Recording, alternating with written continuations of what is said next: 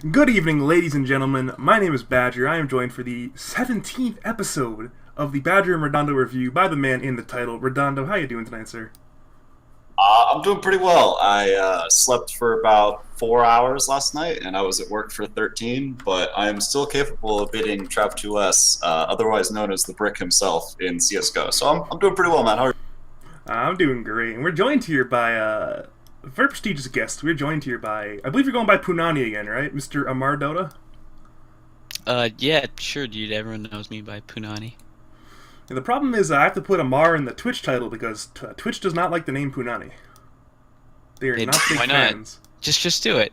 I tried. It doesn't let you. It's spelled Punani. It gives you an error message like you Are you just gonna wouldn't be be able really to say that punny? to your grandmother.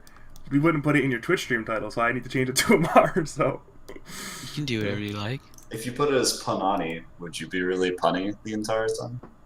dear God, That's not Punani. That's how it's actually. P-U-N? Yeah, that's actually Punani. I just added the O's to make it sound like poo. All right. So I was very mature when I made this. All right, we You got stuck with it forever.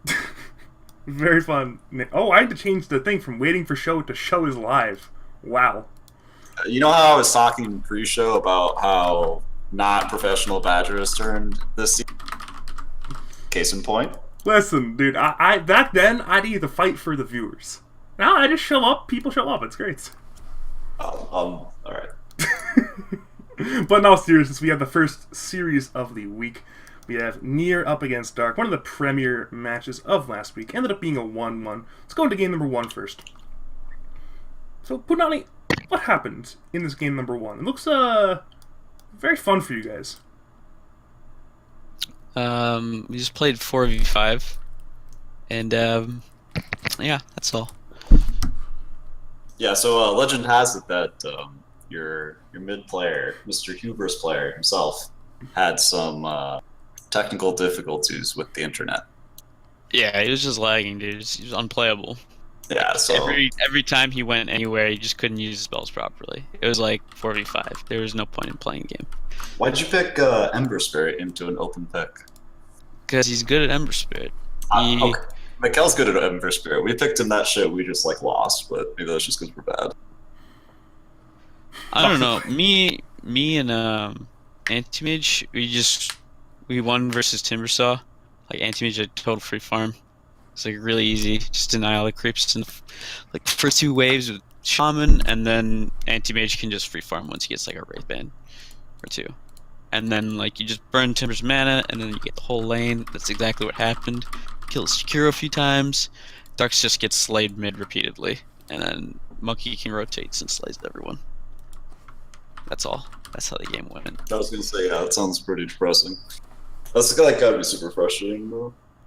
I mean, yeah, like I came mid to gank the Monkey King, and couldn't use the spells properly, and he lived and killed us, and then same thing happened like every lane. Yeah, I remember Like, turning on the game. Yeah. It's not even. I don't even know why I related all that. It's just like it's like a meaningless game. I have a question about this meaningless game because I happened to hover over your profile. How does it feel to be the 2082 ancient player in North America? The 2000 best ancient player. That's right. Yeah, 2082. Congratulations, man. That's awesome. I got to beat 2,000 other people before I can become ancient. Is that actually the new battle system, or is Dotabuff this fucked right now? All that MMR, honestly, that MMR was so inaccurate for so long. I was way below that. I'm just like looking at that. It's like taunting you every time you open Dotabuff. Yeah, that's super frustrating. I was like 4,800 forever, and I was just like, God damn it. Near's the number 1988 ancient player, so that's exciting. Near Ancient again? Oh, it's Party MMR. Okay, It's just okay. party MMR, dude. Yeah, it's just some shit. Anyway, game 2. Game A little two. bit more interesting. You had Earth Spirit God himself, the Maestro. Yeah. Dark was just like debating whether or not he should play second game, and then said fine stand-in. So he was yeah. the first person I saw on my friends list who was immortal. Yeah, the Maestro is a Legend 4 player right now, so it's probably Yeah, fair. dude. Number His lore- 1855. Like during that moment, he was literally Legend 4 is lower than every MR on our team, so we're good. That's good. Like Maestro's fine. So what goes behind the thought process of not putting yourself mid? Because if I say Dark is out and you have a new forward player, I immediately put you mid and leave Alcatraz swim team on the mid hero. Is that just hero specific? Well, if you look at this draft here, it makes a lot of sense. So they have Magnus, Anti-Mage, Timber, Dragon Knight, and we last pick Razor. Like Razor should be able to dumpster like every single one of those matchups. And basically we want the best lane for Terrorblade, and that's all. So think about what you're going into in this game. You okay, I last pick Razor because they picked DK mid. Like, okay, obviously Razor will just shit stomp that in mid lane. It's super easy. Yes. At least that's what I think. And then same with Timbersaw. He'll shit stomp Timbersaw too. He'll shit stomp Anti-Mage too. But I just know that that Nier picked this once, and he like outplayed the Razor and killed him by like reversing static link. And so I knew he would think the same thing because I played with him before, and I just know that that's what he's gonna do. He's gonna be like, "Oh, I bet I could be real cute and reflect my shit onto Razor." And so we didn't necessarily care about that because we knew Razor would win the lane anyway. But we're like, okay, Terrorblade can just reflect on Anti-Mage and win the lane super easily. So we wanted, because Terrorblade will lane badly against Dragon Knight and Timbersaw. So you just want him in the Anti-Mage lane. So I knew that Nier would go mid, and I said, go do that shit. And also Maestro scouted it after the game started. Yeah, man, big brain Punani over here. Spells his name like Pooh. Calls the Anti-Mage middle lane out of Nier because of the Razor. Very impressive. I don't know. It seems just like two and maybe songs, right? maybe Maestro knew that as well because he was the Razor who got fucking killed. Oh, really? I think it would have been better if he played Razor and I played Earth Spirit because both of us were so garbage that game. Just missed so many spells, so much shit. Just like missing all the assets in top lane. I wasn't gonna point out the 510 GPM, but like, because you guys just fucking roll them, so. Yeah, I missed like half the CS in the lane. Have you played the new Razor? Like, are you into it? The new backswing? Oh, I didn't know. I haven't. I've heard it's pretty good. Word on the street is Hitagi actually likes it, so. Hey, Redondo, please don't pick me that hero every game. Thank you. He's seen my strategy, unfortunately. Damn it. Razor owns, dude. I'm gonna pull out the raw Razor, position 4 Razor. It's gonna be dope. Just run to people, suck them off. Can't do it. Yeah, dude. Pick a melee carry. I'm picking position 4 Razor 100% of the time. Yeah, I don't know. Like this. Shout out to Raw's idea. This seems like a tough matchup to really talk about. Like game 1, your captain, your mid laner, just lagging, wasted a game. Game 2, you have a new player. Yeah, this was a pretty like very uninteresting series, to be honest. Yeah. Do you like Holy Lock on Timbersaw? I think it's good. I don't like the item on anybody, but whatever. I don't think it mattered too much, obviously. Gives you a lot of regen. It's good. Yeah, but like, I don't know. Give me something else. You can just go Yules and other tanky items, probably fine too. I'm sure it didn't matter. This game looks, like I said, fairly open close. Moving forward, are you guys gonna go to the next fuck one. with lanes? Are you guys gonna fuck with lanes more? Fuck with heroes? Oh, we're gonna love covering the next series. Wait, what? Are you gonna moving forward? Do you think you guys are gonna change up your roles? Because I thought you were playing offlane. Get week 1. I mean, I always never mind moving the roles around, but I don't really see a need to do it. Yeah, I mean, I think you and I are fairly similar. You're a much better core player. Other than that, though, like we can pretty much play any role. So just kind of whatever works best for the team. It's more like you just gotta know how to like structure a team, and if you can do that, you can kind of just play whatever position because it's already 12.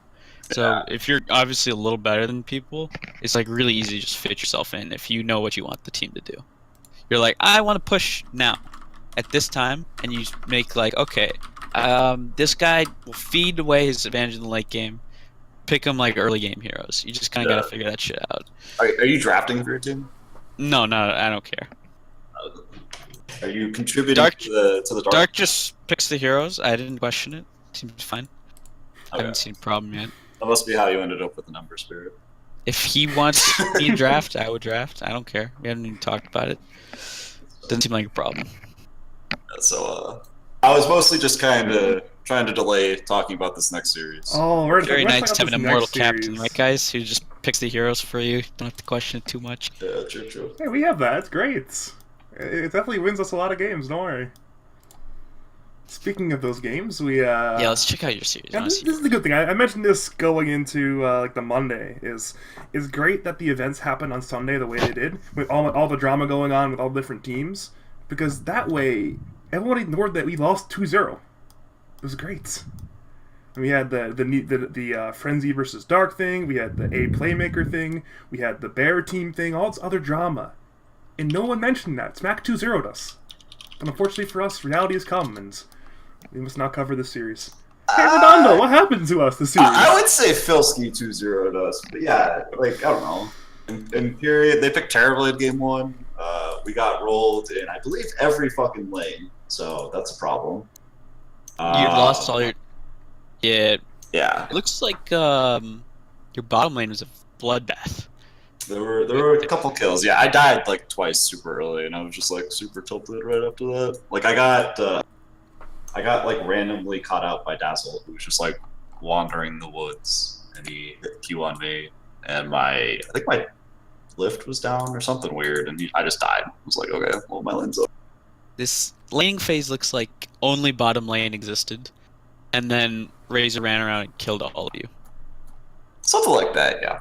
I don't know. We had some like randomly good fights. Like I think I had an ultra kill top lane at like minute 25 or so, but I don't know. There were very few bright points to talk about this series. I feel like the tricore of Empyrean, unnamed mid player, and Filski's like really good. And then I know Bort used to be like, wasn't he like a second round pick in Monday a couple of seasons ago? Like I think he was on Matt's team.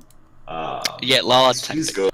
Yeah, like that guy's good. Choco the Pie has a really high win rate on a lot of support heroes, and like high win rate overall. Like, this is a really good team. So it sucks to lose, but I think like they're just very, very solid. And obviously, Empyrean's very good at Dota.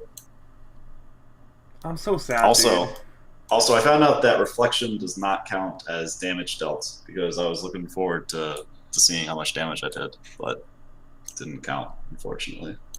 Hey man, he still had the most damage on our team. Don't worry. I know, but I would have had way more. Dude, I was so excited. I did the most damage in the game, actually. So I was so excited to play Puck, dude. I was like, yes, I get to play Puck. I never thought. The kills, 31-minute Mask of Madness, true desperation right there. Yeah, Hitagi was like, "What the fuck did Mikkel get a Mask of Madness?" It's like, I think he just wants to try to kill anything in Battle Fury, or in Sign of Panic. Omni Slash. So I think he was a little bit panicked there. That was a rough game, honestly. It's fine. I don't know. You got an MKB 3 minutes later, so must have done something. Probably. We probably should know the answer to this, considering we were both in this game, but I didn't. I think he had a lot of gold saved up. Like I think he got the Terrorblade kill, and then maybe the Razor kill. Like until you guys just mentioned it, is the first time I noticed he had a Mask of Madnesses, so I didn't notice it. I mean, the game ended like 6 minutes later, so true. Let's go into game number 2. See, Redondo, I have a question because you were in this game again. So after being demolished by Filski Sven, game number 1, what went through your head as we didn't ban Filski Sven game number 2? I don't know. It's funny. My brother messaged me after. He's like, "Why didn't you ban Filski Sven?" He like was playing it all last season before Sven was even meta, and I was like, I didn't know that. So yeah, to be completely fair to us, he ended up getting a solo kill on Underlord in a 1v1 lane, which I don't think like we should expect to happen. So I think that's just like a hats off to Filski type deal. Like he obviously played really well. He dominated the bottom half of the map and made a ton of space. We had won top lane, I think, fairly handily, but mid did not go well at all, and bottom was also a disaster. So I don't know. That's like going back to their team is super solid, and like they have 3 people on their team who could absolutely just like take over a game from any position on most heroes. Like teams like that are really really hard to play in RD2L. You know, the worst part about this series, like this is like the worst possible series for me, because one game I have to lay into Razor, the other game I'm playing Razor. How can you have a single worst series in that? Oh dear lord. Well, actually, why do we pick Underlord? We think Nutty is good at Underlord. He is good at Underlord. He played a really good one in our scrim. No, he played a good one in our official, like the game we won. Remember he was playing week Underlord? 0-1 or week 1-1? No, week 1 against DNM. Remember you may have queued into nothing?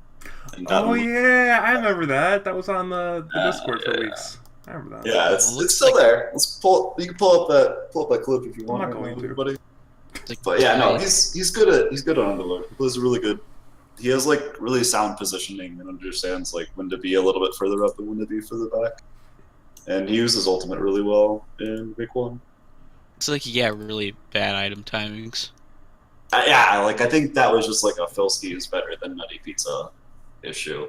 And then like we had to rotate him off because unnamed mid player was at our tier 3 tower at like minute 11? 8, minute 9 maybe. Like it was like ridiculous. Like I remember like it was Greaves, Vlad, Sven like we just push and you can't do shit. We had to 5-man him at our tier 3 to kill him.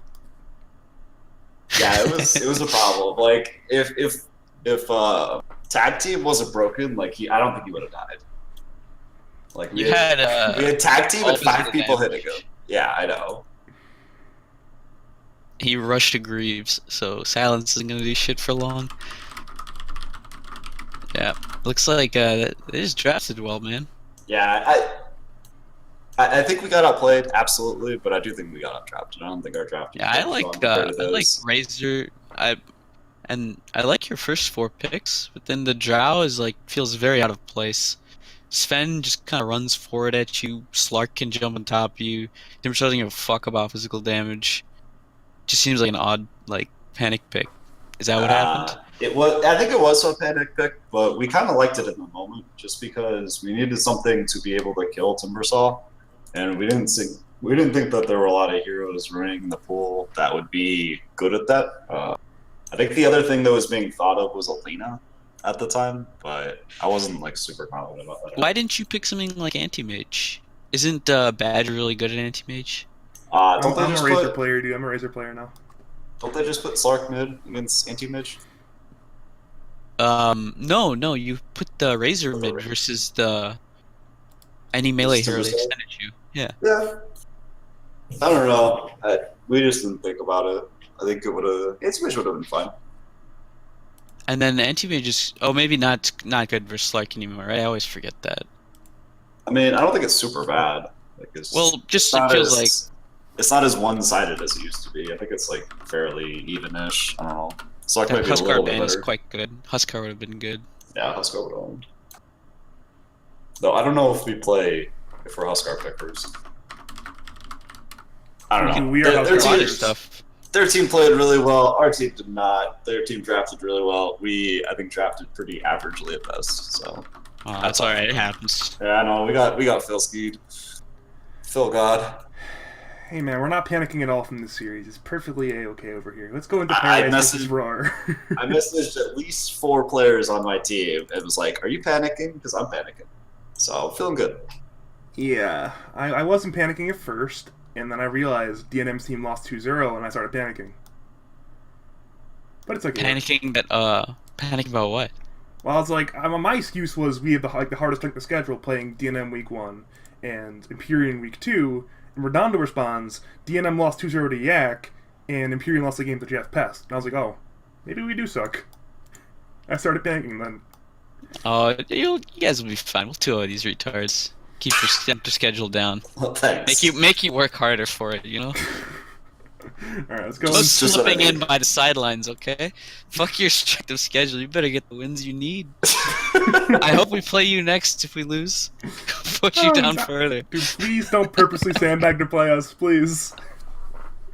That'd be pretty funny. We'd play like all the top ranked players basically. I don't want to hear any of this strength of schedule nonsense from people. Just play to win. I will say we are playing the best 1-3 team possible. I think hands down. Yep. All right, then once again, it's great opportunities create great teams. We're being given a great opportunity playing these teams. We could have played a 0-4 team too. We did not. I think we've been fucked 2 weeks in a row by the schedule. Dude, Punani does not want to hear our excuses, dude. We need that's because I'm panicking and trying to think of excuses for us. It's okay. We'll play better next week. I'm feeling step it up, guys. Great understanding of the new patch already. Night Stalker, really good. That's it. I don't know about that. All right, Night Stalker. Let's go into Paradise Roar. All right, let's play Nights. Actually, is it true? Is it true, Punani, that you have a lot of Dota games at Roar? Roar? Yeah. Yeah, I played a bunch of Roar. What are your thoughts on his performance this week against Paradise?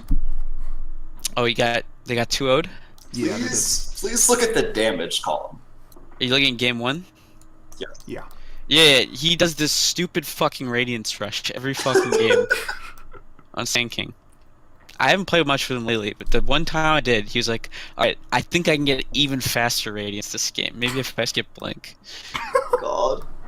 So I'm pretty sure this is like, I want to play Sand King and get a Radiance, because it's fun. So, like, I don't know. Like, he first picked it before anything. He's just like, I don't care what happens, I'm going Sand King Radiance.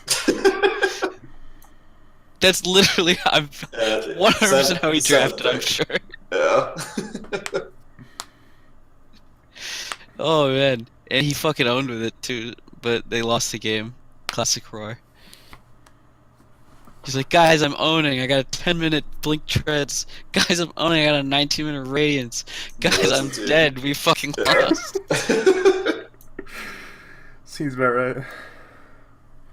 What are your overall thoughts on this Paradise team, though? I mean, going through the season, they were one of the very highly rated teams. As of this game, they went 4-0, and since they actually did play their Week 3 match already, they're 6-0. What are your overall thoughts on this Paradise Jakku 659 team? They look really good, man. You got 659 God, the greatest carry in RD2L. And then you got Paradise, top 400 player, the greatest Monkey King in RD2L.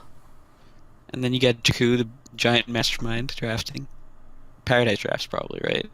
I think Paradise does, but Paradise is good at drafting. I'm sure Jakku just yells out like random. I've seen Jakku pick some weird shit. Just watching RD2L games, I've seen Paradise just draft good shit always.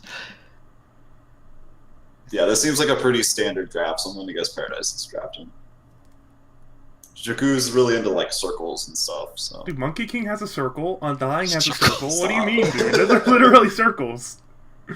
There's not enough circles for this to be a Jakku draft. Dude, I'm being told by US Danny of Paradise Team that Jakku drafts, dude. That makes sense. Oh my god. Alright, I haven't looked at game 2 yet. How many circles do you think they have? I'm gonna say 3 circles. Do we have 3 circles? Alright, we have Puck. Puck's a circle. Jug makes circles, and Jakku makes lines. Is that enough geometric shapes for you to throw down? Not enough circles. Okay. Not enough circles. Dazzle used to make circles before they changed the ulti. Is that cool? Do you like Dazzle? No. Do you like Dazzle Jakiro supports? As a duo. Jakiro Dazzle? I don't know. Yeah, I think it's fine. If you pick a lot of stuns elsewhere. Like Sven has a stun. They pick Puck for control. They have plenty of that. Okay. No, I don't know. I think those two heroes are very good 5s. I think one of them's an average at best 4. So just a personal preference, I guess. I don't know. I'm kind of surprised at how dominant these games were. I thought Rar's team, at least game 1, when they have the like 3K advantage in their players. They have Amar advantage? Yeah, like the Aricia versus who the fuck did they saw? Thuntard. Like it's like a 3K MMR difference. I don't know. I don't I'm think that's necessarily the problem. Honestly, I can tell you how this draft went too. He's like, oh shit, guys, we lost. Maybe we should pick some OP heroes, and I shouldn't open with my preference. So he picks Undying first because he's like, "Oh, what's a strong hero?" He asks Tricia what she can play. It's like which Dark Crystal Maiden, Undying, other heroes. So he's like, Undying is obviously the best one, so he picks it. And then he's like, fuck, what does Vodal play? And he's like, oh, Phoenix. Phoenix is dope. Phoenix Undying, they'll never be able to hit the Tombstone. And then he picked a support duo that has no stuns. And then they fucking lost. That sounds about right. That's exactly what happened in his brain. I know it. And then he picks some other OP carries and then realizes they have no stuns halfway through the draft. Saul is like a Tinker player, so that's why they picked Tinker, even though it's such a dog shit hero. And then he's like, fuck, I guess Puck has a stun. Or no, Pangalier's good at catching people. And he likes playing Pangolier. So he picked that, and it looks like 659 just had a completely free lane. 12-minute Battle Fury. Yeah. Yeah, this seems pretty dominant from Paradise's team. I said earlier in the season that, like, if EST-Sunday doesn't win, like, Paradise is going to be partially at fault. Because his team's really fucking good. Yeah, he's really good at drafting. And Rar drafted like dog shit. So Yeah. that's like, it's hard to even compare, like, oh, these players are totally better than those, because at the helm of these players is someone who's just like fucking around half the time. So it's like, it's hard to say, like, oh yeah, solid Rainmaker, no bueno. Like, Iricia, the MMR disadvantage is too much to deal with. It's like, nah, maybe Raj is not as good at drafting as Paradise, and they lost because of it. Yeah. That's kind of what it seems like here. I mean, this game, yeah, absolutely. I don't think the drafts were super close, but... Pick fucking Sven, Juggernaut. Kill yourself, Paradise. Jesus Christ. Why don't we do that, actually? Why don't we pick Chug Sven? You can play Sven. Well, don't... Shh. Okay, Keep your strats secret, Badger. It's rule number 1, dude. Dude, everyone knows our strats, dude. Everyone They're knows that. listening. I'm sure Noah's an avid BRR fan. Dude, nobody in the EST-Sunday watches BRR, dude. We're fine. There's definitely nobody watching right now. It's probably because the production value's gone so downhill.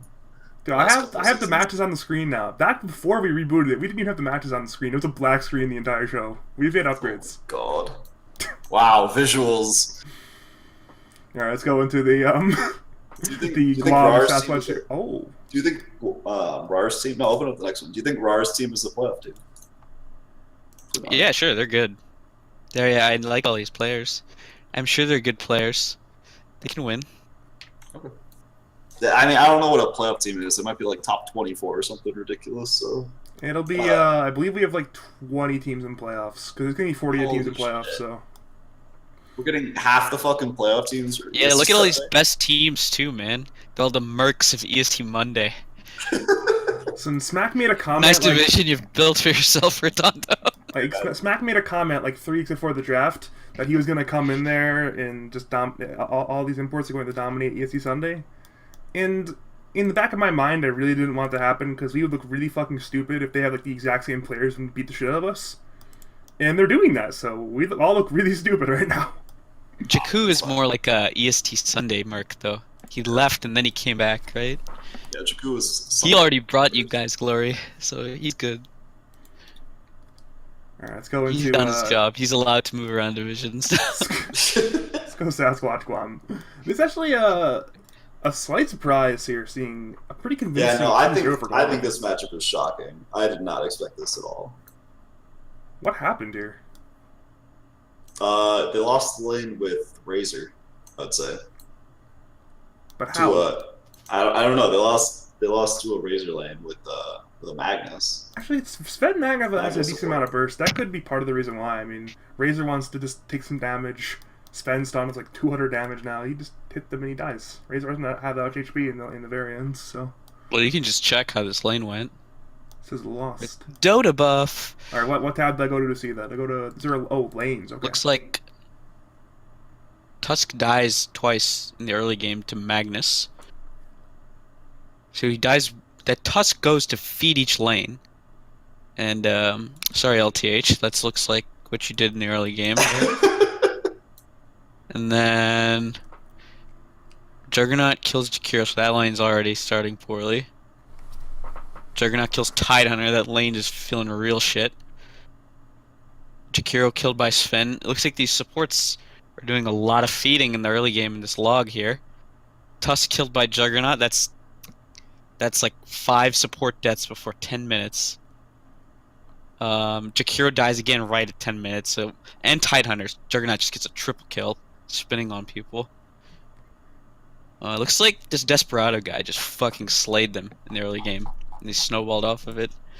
Yeah. No, like I said, I did not expect this matchup at all. I thought Sasquatch's team was gonna come out and just be kind of put together a better draft and outplay them, but shout out to Desperado, man. This is a pretty good jug lane versus Jakiro Tidehunter. It's pretty easy.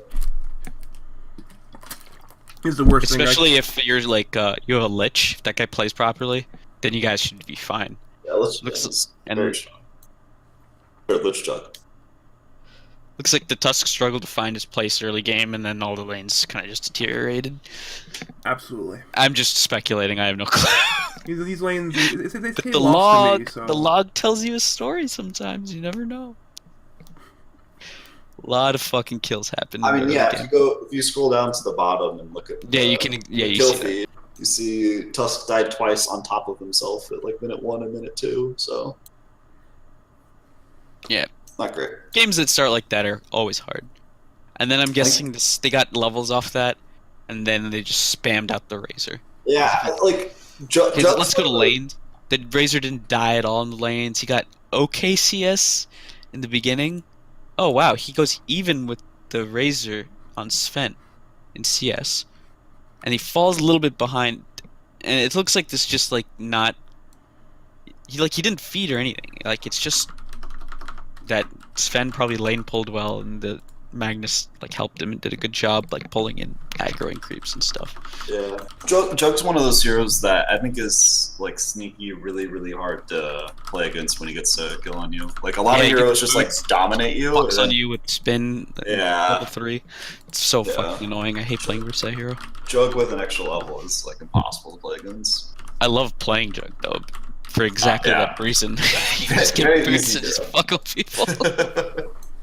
It's a pretty fun hero. Actually, he feels. I played it recently after the patch. He feels a lot weaker actually with the primary attribute not giving you the extra attack speed anymore. He just feels like he attacks much slower now. Is it just me, or does he feel like a significant bit weaker now? I'm not a safe lane player. I have not played Jug on the new patch. Can't tell you. But yeah, game 2. Game Game two. 2 looks. Also a fucking stomp. We have yet to see a competitive game of Dota. Gone through 8 4 games. series. 8. Yeah.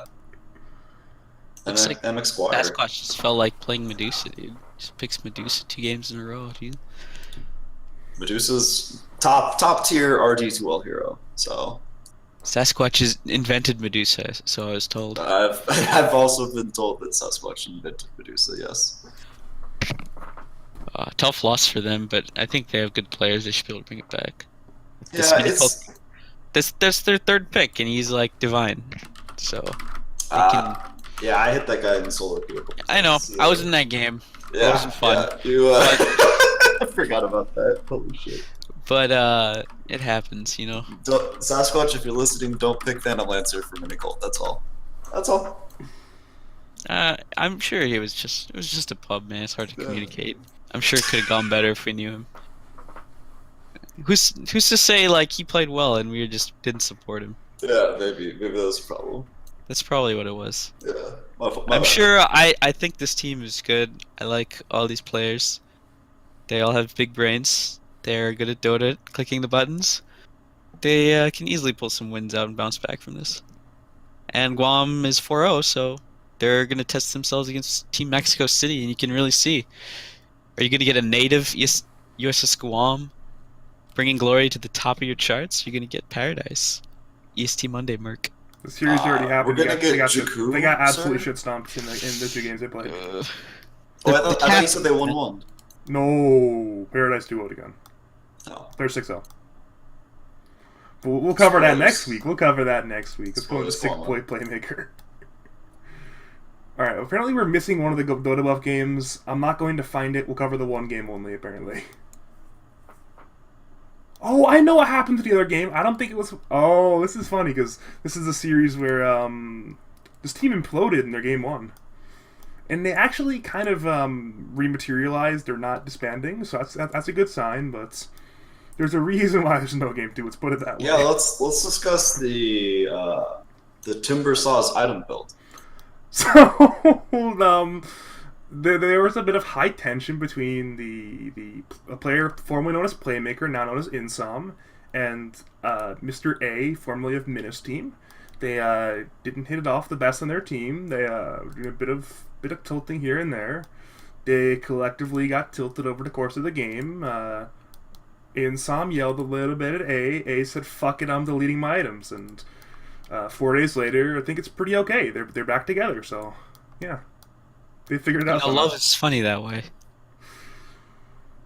Hey. Yeah, feel bad for. I feel like the team was winning. They had probably better late game, I think. Yeah, Maybe they not. were very much ahead, and then they just GG out. Oh, Admiral was stomping mid. He Yeah. wasn't stomping, but he was winning handily. That's really easy lane, isn't it? Timbersaw versus Kunkka? Yes. Yes. I don't know. You, Is it? and then you win. Especially I guess he- Kunkka catches up once he gets levels in his thing. He's really aware Yeah. of the matchup though. Like he plays a lot of Kunkka, so he's definitely aware of how to play against a Kunkka from his like That's 30 true. billion Kunkka Kunkka games. spammers probably know him best. How many games He picked Timber Saw into it, so he must feel confident about it. Yeah, of course, of course. Night Whisper, first pick doesn't seem to be succeeding. They lose again. They won this game. And they won this game. I and the next- completely- and the It's next just game. because That's the dude killed his items when he was winning. So So this is a 2-0, and the second game is a forfeit. Yeah. well deserved victory here. Everyone Oh my flames the God. team because of Dark Smoke, right? Absolutely. Is he that bad? I guess he did pretty bad on his... Oh, he was support Sven. Oh, that's He's not that playing- bad then. Playing 4 on this team. 30-minute blink is kind of late, but... Yeah, he's support. You gotta have lads. Just ran people, probably. He ended with 2 bottles. That's exciting. That's a lot of bottles. I'm sure he picked up the Timber Saws or something. I don't know. I haven't really played against him that much. I don't see why everyone No calls him one's- terrible. Yeah, so everyone's blaming him because he's like, I think he was Ancient 5 in Season 14, and he was like a Yeah. very solid Ancient 5 player. And then he spammed Phoenix, and now he's like 5.5k, 5.4k, Yeah, he was something like immortal that. at one point. Yeah, so like the problem is not that like he's bad, but that in the He's style like of draft Bird. that we have, well, the style of draft that we have, he's just like absolutely tanks your average MMR, right? For like the level of player you're getting, so it's kind of just like a time bomb or like. I don't think that's the problem. I think the problem is more that he's quiet. I played one. I just remember that he's quiet. I mean, he's also like an Ancient 5 level player that you're getting for 5.5k MMR. I think I Then played all your in-house picks with later- him. All your picks later. Didn't say are just anything. shit. Sure, that's I mean, fine. I don't think it matters. If you talk, your team will get better if you communicate. I mean, sure, but you could say that for anybody. I think this team had some communication problems, so I'm not sure if that's a solution for them. Let's put it that way. I mean, some people are bad at Dota, but it's like no. I haven't seen a team yet that has like players that are too low MMR. There's a massive MMR difference. Oh, just feel like- just you wait. Hey, Just Punani, you wait. Look, Alright, look alright. up Dodger Just, like season all these 14. teams You so wait. far Wait, seem pretty fine. When Just do we like get these to- drafts all look like there's something special. Check the log, and the supports are just feeding down lanes. When do we get to question marks, team? Well, when do we get to that? Is that next? How soon? It's Maybe soon. that is a MMR problem. Supports are just feeding down lanes like that other game. All right, let's go to the next series here. Ended up Question being marks after this one. let's go to Green with Envy up against Green with envy. Mr. Milkshake over there. RM and Envy getting the 2-0 actually. Another convincing 2-0. So we're now at games 11 and 12 where either it was one-sided or someone deleted their items. Very fun. Let's cover This game looks more even. Like this game was really close until like minute 22, and then they went 5 for like 1, and just like game. right? Like I'm sure I don't know, maybe like Doom doomed the Lincolns or something. Just felt Oh, bad. Envy played offlane Timbersaw. Yeah, that's surprising. McFat Sauce played, or no, Warcraft. Yeah, Who's McFat Sauce McFat is Sauce? Murloc. He's Murloc on his way to something. This is Yeah. really interesting the way they're Interesting. distributing their Because I players. thought, isn't Envy's like best hero Juggernaut and PL? Yeah, His but PL's probably better than probably his Jug. Warcraft didn't play Timbersaw. Yeah, that's probably what happened. That's what we do. And he's too. like, I play Jug, and they're like, okay, Yeah. give him Jug. Yeah, Jugs and both their top 2 played heroes. Timbersaw is pretty ownage. There's 4 strength heroes. Yeah, definitely a good pick. Doom and Phoenix are kind of annoying to play into, and Earth Spirit. They're like all strength heroes, but they're all strength heroes that have like counterplay to Timbersaw. Isn't that kind of funny? So is Hengo, right? Looks like he just got a quick Lotus Orb, and he was just Hood of Defiance. Yeah, first item He was Lotus just Orb. tanky. He was a tanky motherfucker, and then Jug and OD and Sven just run in behind him. Sven with Aura and Vlad's. Yeah. It's probably real hard. They're too tanky, and they couldn't do enough damage in the team fights. I bet that's what happened. And Healing Ward, OD Astral, Wish Doctor heal. Like, this team is so fucking hard to kill. I hate these people. You seem to be very emotionally connected to these drafts you have no part of. I mean, like, look at these heroes, man. You just pick Sven every fucking game. It's so annoying, dude. I empathize. Sven, Juggernaut, Healing Ward, and like Warcry on everybody, every game. Like, how are you supposed to like even know what your spells do anymore? If everyone is suddenly just given arbitrary damage resistance, these patches, it's fucking annoying. I mean, you know what your spells do. They don't do anything. Like, let me introduce status resistance. Now, tons of magic resistance everywhere. This give this guy damage block.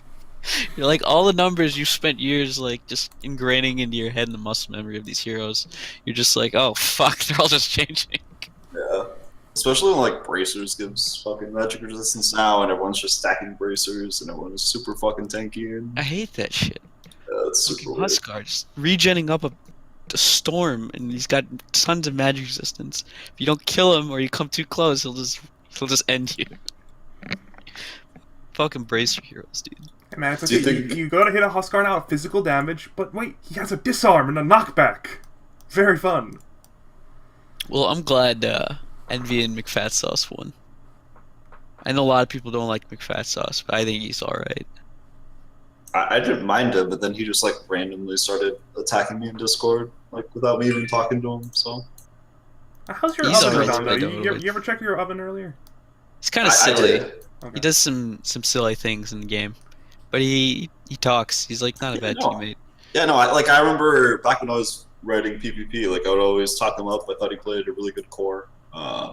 Like every single week, I would say McFat's house is doing really well, and then randomly he's just like, "Fuck you, man." I was like, okay." So, Yeah, fuck you, Redondo. I hear that a lot. So I understand. I feel you. Let's go game 2. Moving on. I'm glad MG won Another though. one. 'Cause just because I flame him a lot. I'm glad he wins because of that. Proved me wrong. It's the legendary MVPL, dude. Yeah, he owned. Looks like Yeah, MVPL always owns. highest hero damage on his team by far. Yeah, he definitely owned. I remember Oh, the I first like- time I ever played MV. It was a season 13 scrim when I was on Rao's team. We picked PL game 1. He beat us, and I'll chat at the end like, "Oh, let me show you how it's done." Game 2, first pick PL, dumpsters us. Yeah, Oh, damn. I guess it's MV. that's kind of embarrassing, Patrick. Well, didn't he have like a really good team though? That was Sasquatch, MJohn, Envy. I think Claire was on Yeah, it that sounds like a team. really good team, dude. Yeah, what the fuck? That was the team. Yeah, and they lost to. They were supposed to play Ploopy in round 2 playoffs, and then they lost first round to I don't even remember who. Huh. They lost to BMTS. There we go. BMTS God. One of the greats of EST-Sunday, to be honest. You know. A true legend. Yeah, he's a legend, man. What did this? Anyway, game 2. Looks like Clueless did pretty well. I'm sure Milkshake's team's pretty good. Are you looking at game 1 or game 2? Game 1 or game 2? I'm looking at game 2, NVPL. Or you mean next match? No, I mean Clueless One 5-5 did nothing. What do you mean? I think he's a good player. Oh, you mean like laning wise? No, I know him. I'm Oh, sure he's. yeah. I'm sure they can. Okay, so you probably do you remember Dick Nose? Yeah, that's him. Is this no? It's not. Yeah, it is. No, it's no. I did the same thing. It's someone else. They have the same fucking picture. And name and Dota Yeah. buff. Yes. No. Literally. Opponents, There's 6'1". someone else. There's This is someone the else. same with guy, the same dude. I fucking know name. him. I used to play against him in solo queue all the time. Let me find him. I'm triggered. Yeah, I remember. I I- played like 7 games against him straight or something like that. No, he was on my RD12 team. Like I know him very well. Yeah, that's the same guy. I need to I'm looking scroll at his Same Dota guy. buff. Talk He's Talk got- about something else. I'm What are you? scrolling around. You're fucking Yeah, retarded. he on his Dota buff he has RD2L Season 8, RD12 Season 9, RD12 Season 10. Yeah, there you go. Yeah, I think it might be him, Investigator dude. I think it might be him. Unless there's another Dude, he guy owns. that's played from Season 8 onwards. He's really nice and he's good at Dota. No, keep talking. Jackson Jackson's I'm pretty good. okay. Wait. Matador seems pretty good. This team looks like Envy just is better than we thought he was, or he's better than I thought he was. Dude, we watched him last season. Everyone at EST-Sunday doubted him going to Season 15, and then he just ran over all these teams. So I was like, Envy's pretty good at Dota. Punani, I have linked you a Dota buff. Who the fuck is that guy? I don't. Oh, this. I saw this picture, dude. I saw this one. Nudes or feet. Yeah. This is the CrossFit vape, dude. Yeah, is this not? I thought this was Dick Nose. No. Are you sure? No, his old name is DC. I thought that was DCS. Dick Dude, Nose. CrossFit Whoever this Vape guy God is is like an funny. ICD associate, dude. His name is CrossFit Vape God. He's like an ICD Dude. associate. I have him on my friends list. That's why I was so confused because I have Dick Nose on my friends list. He has this funny looking like what's it? Oh my god, I can't remember his name. The guy whose artist did the Hunter S. Thompson. Yeah, looks like Hunter S. Thompson. This picture. I like this dude. I remember I saw his Dota buff or his games, and I was like, oh wow, he like it looks like he didn't do shit in these games. Yeah, I mean, not the CrossFit not the Vape strongest God. player, but I thought that was Dick Nose. Like I Nudes are- remember when we were talking about like all the teams and stuff. I like talked about Clueless. It's like, oh, this is actually Dick Nose. This guy is actually really good. He's really chatty. He's like a good player. Looks And all like this he shit. debated a captain. And Dude. then I got to this guy. It was just like, wait, fuck, this is Dick Nose. My God. I'm so lost. It dude. would be actually funny if someone saw that before the draft and was just like got confused. They thought they I were. have this guy on my friends list. I literally have no idea who he is. He's CrossFit Vape God, dude. How did you He's add an CrossFit awesome- Vape God? Oh, I've had him on my friends list for a while, man. Oh, he's in the next game. Game. He's in the next game, right? I know, it's weird. Alright, let's go to the next series. Alright, There's so... only one game ticketed here. Oh, yeah, there is only one game again. So what happened in this one game? What happened to Terrorblade. question mark? Oh, that's a Terrorblade, correct. Terrorblade happened. What is it? 41 minutes? Yep, Terrorblade 6-slotted, kills everyone. Looks like he owned his lane too, and then just free farmed. Yeah. Okay. So I'm glad we got to this game. So you know how you were talking about how, none of the teams are super at a MMR def. Yeah. Please review question marks team. Yeah, this guy's weird. He just like finds out who the girls are and then picks them. Yes. Like tanking his team to do that. Like if you're deserted, who's good enough to play without first pick sometimes, even though his teams like always die because he does that shit. It's very admirable. But question mark is not as good as Dez, so he doesn't have the license to do that. Yeah. So he first picked Ha-Young or whatever, who's like good player, solid, and then he picked Froinx, the female, the girl, and then he picked Riceful Faknub, and I think that's like where the draft died. Because I think you could pick one player as like a super reach, and then just like kind of try to roll the Euro draft and do a bunch of good picks after that. If you Yeah, think that see, even one though player is good. I don't think that matters because he got this other guy, Freight Train. Yeah, this guy is like 4K MMR or something, and he plays only mid. Yeah, not good. So And like it's if you know what you're doing mid, you will lose to the better players, but you'll at least kind of know how to cheese your way back into the game a little bit. You'll know you won't just be like worthless. Like it looks like this guy's playing versus better people, and he's like managing to stay in the game with farm and shit. He knows like I can pick Kunkka and cheese this fucking game, and like stay in it.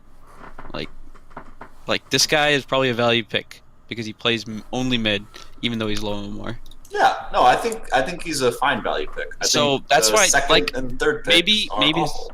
maybe his second and third picks are not the best, but then he gets this guy who is good, and they're probably okay. So maybe it's question mark. I think this team is hands down the worst team in the division. It might be, but it's not because of his picks. It might be because of him. You could have a combination too. Like I think maybe this he team is hands shouldn't down the be worst. like immortal or something.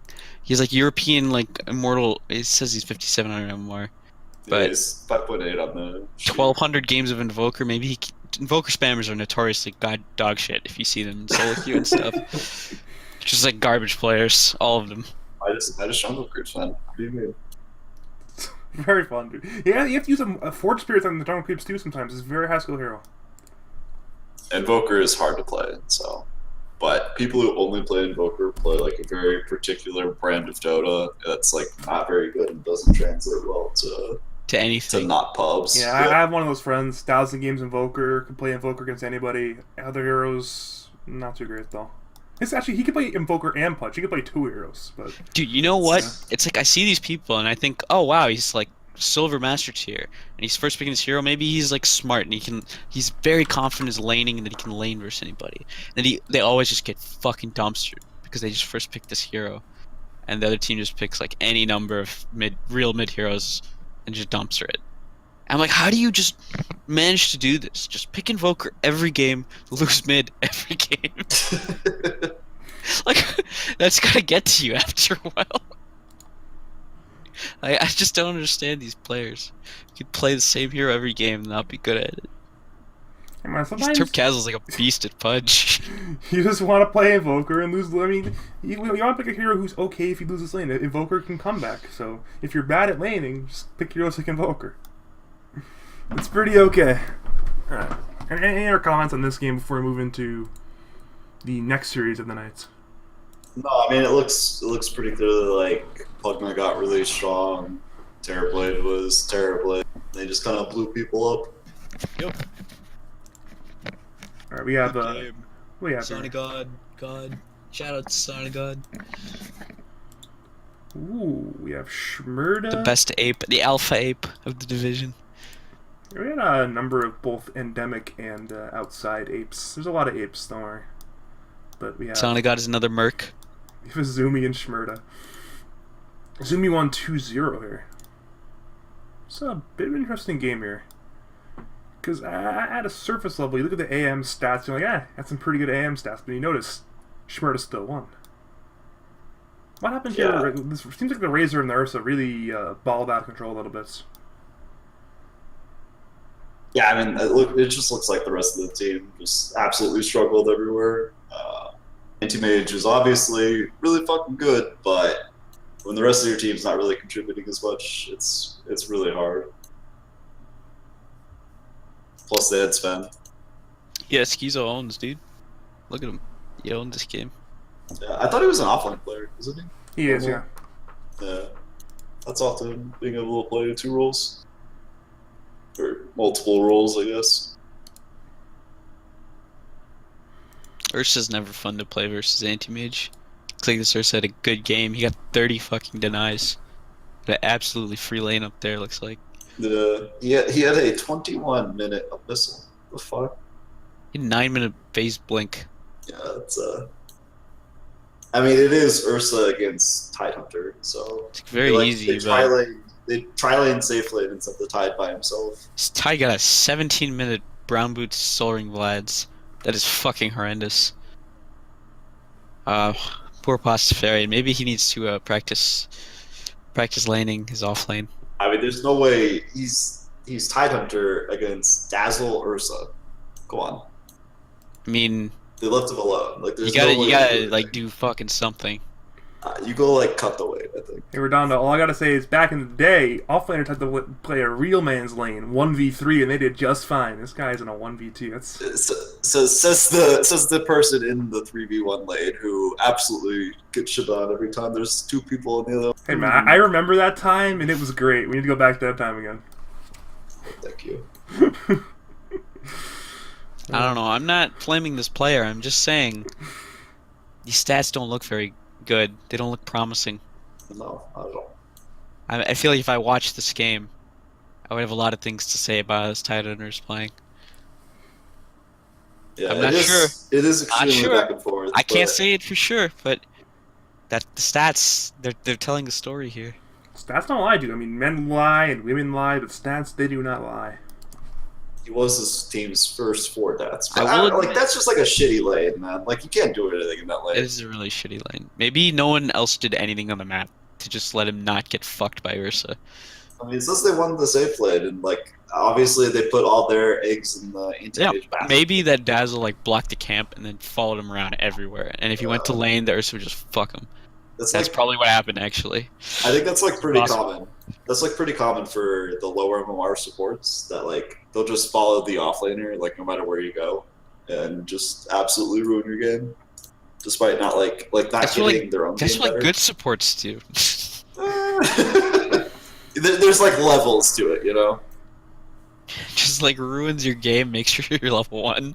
That's like sounds like a good support too. I'd say there's like levels to it. Yeah. Who knows? Like BMTS on this team, maybe he could. Looks like he did a good job. Won the game for his team. This anti-mage. Looks like he could have tried. Maybe BMTS didn't contribute. Maybe it's not the tight owner. I don't know, man. You never know. Let's go to game number 2 here. This game number 1 seems pretty cut and dry otherwise. Oh my lord, that's okay. Beat down. Have you ever seen a last pick Nyx Assassin? Huh. Nyx is pretty good. I think If it's you fine. get it later in the draft.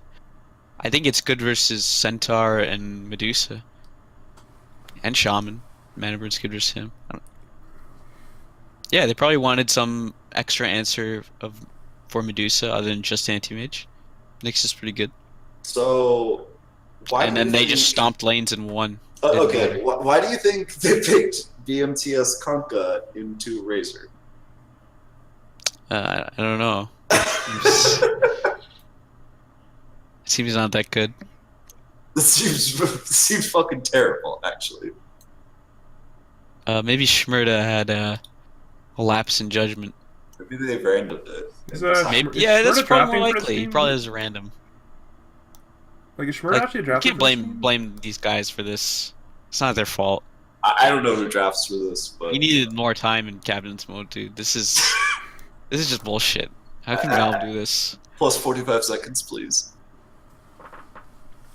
Yeah, I don't know. This it really just looks like Aqua Road, the Ember player, just kind of dumpstered middle, and then they won the game from there. He has yet to play Ember Spirit, right? I don't think Looks he like has. God's Plan dumpstered Pastafarian again too.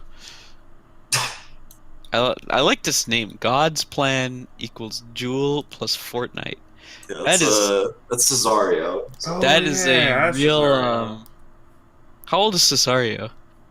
Gotta be. He has to be like underage. With that name, he has to be like. I think 14 or he's some 19. shit. He's 19. 19. That's a hilarious name. Jeez. He's just sitting at his computer, like, just popping that jewel. He's probably laughing exactly like you. Just playing some Fortnite, popping Jewel. I'm too young to understand. I'm sorry. I'm too old to understand what that means, dude. I'm too old. Jewel, it's a vape. Oh, what? Why? Vape's already a short, easy to say name. That's unique to other things. Why do you It's need a another it's a name? brand. It's a brand of Oh, vape. it's a brand of vape. My bad. My bad. God knows. I'm Got learning that stuff. smoke. Got that smoker's cough. All right. I mean, this seems like This is Stomp. Just go like a next. real stomp. Go next. Yeah. What do we have next? We have I'm sure Chupacabra. they'll fix their drafts and BMTS will be given his opportunity to shine. Yeah, maybe not Kunkka versus Razor. That would be frustrating if that happened. Like, what the fuck, man? Why did you do this? That's I'm bitter at my captain if I get that lane. Hey man, I'm sure I'm bitter at it's my a team captains for decision. giving me Razor. Don't worry, it happens a lot. It's okay. Let's go into Ancients Rise Up, aka the team of Chupacabra, up against. Ooh, we got Target over here. There's quite a number of very interesting players in this game, and we got Prohibit, we got Bambino, we got Auto Attacks, we got K-Stigs. Where do we even start with this particular permutation of Dota 2? Yeah, I see a lot of good players in this game, and looks like there are more of them on Dire. Okay, so unfortunately, we had set the over-under at, I believe, 12.5 Midases, and this is the first game that Prohibit has not purchased a Midas. He doesn't always buy Midas, dude. It's a prop bet going on amongst BRR. We were 4 for 4 in games so far, but Yeah, see, Prohibit is like Roar. They draft in similar ways. See how he has a 22-pick Elder Titan who rushes Meteor Hammer? before boots, yeah, I see that. It's Yeah, very, very telling The bootless about Meteor what type of Hammer player- Elder Titan. what type of player this is. We thought it'd be a Midas. 22-pick Elder Titan Meteor Hammer rush. That's the game-winning hero, guys. I'll take PL out with this, guys. This is my solution to PL. Dude, I could have expected more from him. I thought he would at least buy a Battle Fury or something. I mean, Drow went treads acronyms. There you go. Huh. Yeah, exactly. Oh yeah, I forgot. Yeah. There's There a you Drow. go. Drow, get the fuck is? He's 0-10. Just got fucking annihilated by this aggro tri-PL. Yep, that's what happened. Look, if auto attacks can't play offlane, he'll play carry in the offlane. So it's probably easier for him. He's playing versus bad carry players. He'd probably rather do that than play the 1v1 against the offlaner who's used to it.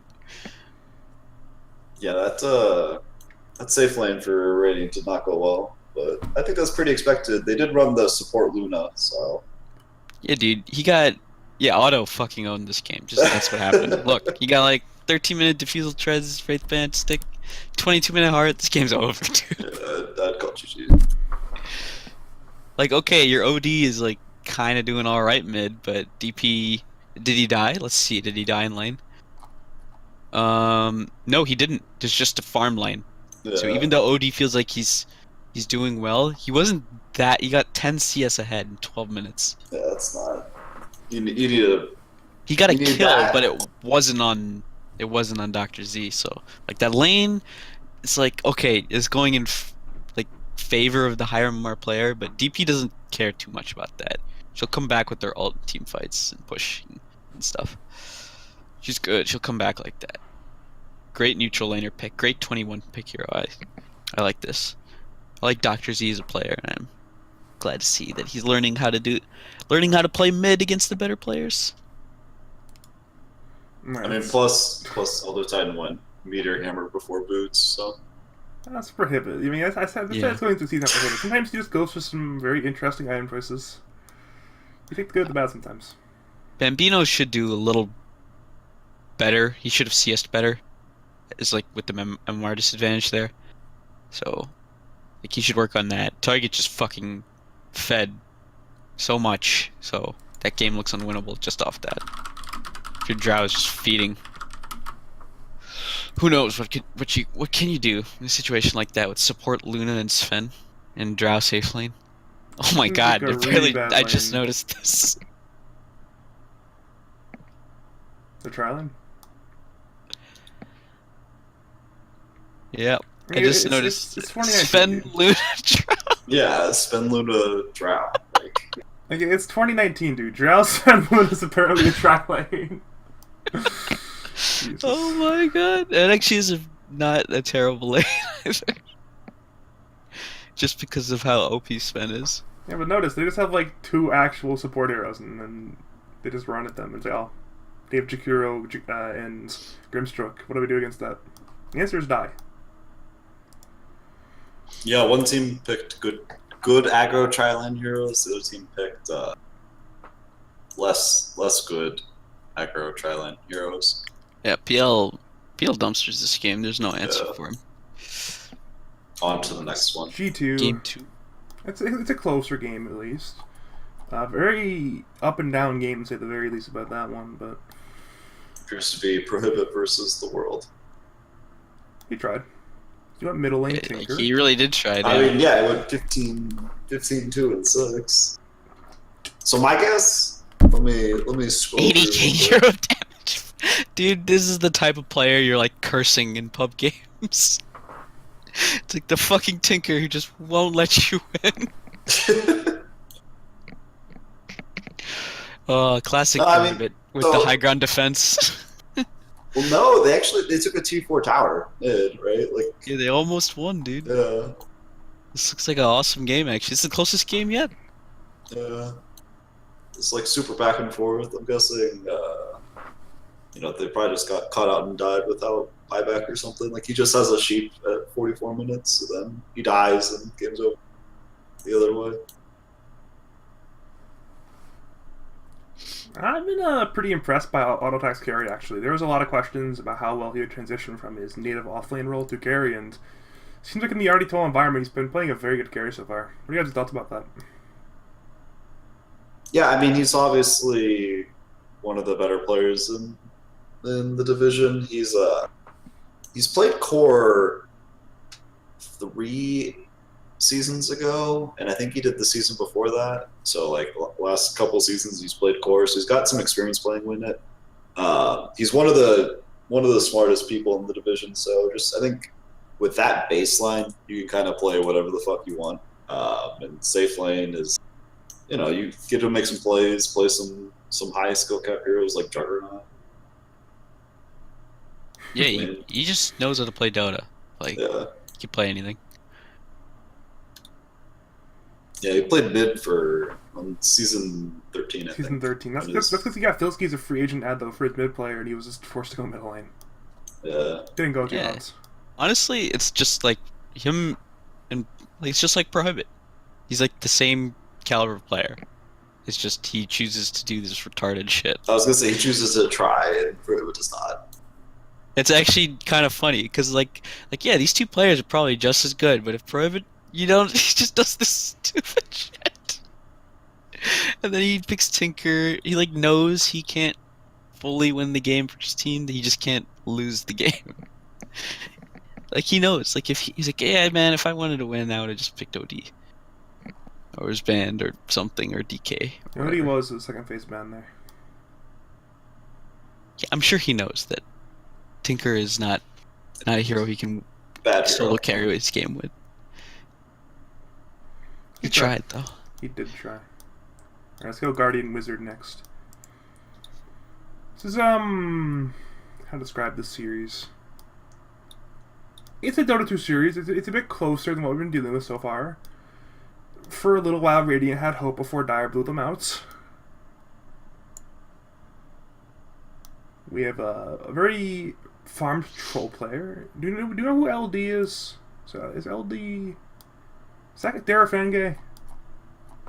Is that Strider? Who is this? It's Strider, okay. Are we on Trav's 2? Oh no, we're on We're Guardian. on Guardian Wizard. Wizard. So that's right. So Strider is LD, and then Darafenge is the Witch Doctor. Is that correct? Yeah, Strider's LD. Yep, that's right. Man, people need to stop- Darafenge. people need to stop changing their names, man. Ezekiel 420 Malachi 69. That's Darafenge. That's definitely Darafenge. But people gotta stop changing their names, man. But it seems like a pretty good game to beat Troll Warlord. What happened here? Oh, I mean, no one on Radiant team can really man fight him. If he doesn't die to some burst between the Queen of Pain and the Lion, and after the Sven jump, he really just doesn't have a chance of dying. So I think it's like a really good pick. They didn't really have an answer to, despite having 2 heroes after it. Is Slark good against Troll?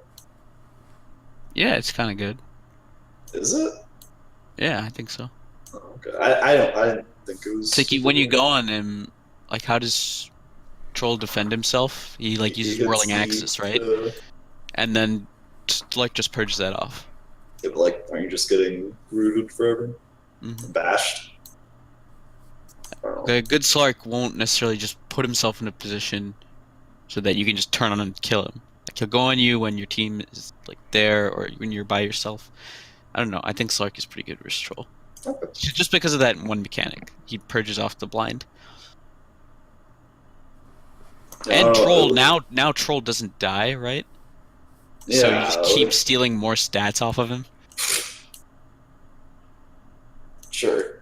Yeah, I don't know. Like, I don't think. Kind of hard to man fight Troll though, even as anyone though. So I don't know too much about that. Yeah, I don't think. I think it's fine. There's nothing wrong with it. I don't think Wizard of Chaos' team is very good either. Like Bolins, whatever we decided to call him. Bolins. Well, he Mullins did pretty good here. He won. Obviously mid, had looks a like. very good game. I think he's like really high skill cap player, but no one else really like Wizard of Chaos had a fine game. But anytime your carry player does the least amount of damage on your team, you are probably gonna lose, or you're better. I mean, Hey man, leave me alone. yeah, like Slark had a bad game and didn't really get in it. That's like looks like what happened. Yeah. I mean, it's just I don't know. This Troll gets a Battle Fury and just is like 3 items ahead. Yeah, like He's, I think he's 2 items ahead. He's 2 items ahead. And then what can you do? yeah, Strider played really well, really well. This guy's a Perseverance. I'm getting a Butterfly. Like there's just no comparison. And like Yeah. probably how these team fights went. Strider just carried them. G2. Alright, looks like we have another definite Dota 2 game right here. We have another Troll Warlord from Strider. Another very strong stat line from him. On the other end, Bolins didn't appear to win mid this time, which is very unfortunate for Wizards' chance at winning. It's got a fucking weird. He Razor lost with Razor versus Timbersaw. Okay. Huh. The Suezo guy plays a lot of Timbersaw. Yeah, I don't know about this 3rd point in unstable current. I think it's not necessarily correct. I mean, do you like the I need to get out of free route no matter what build of Menta?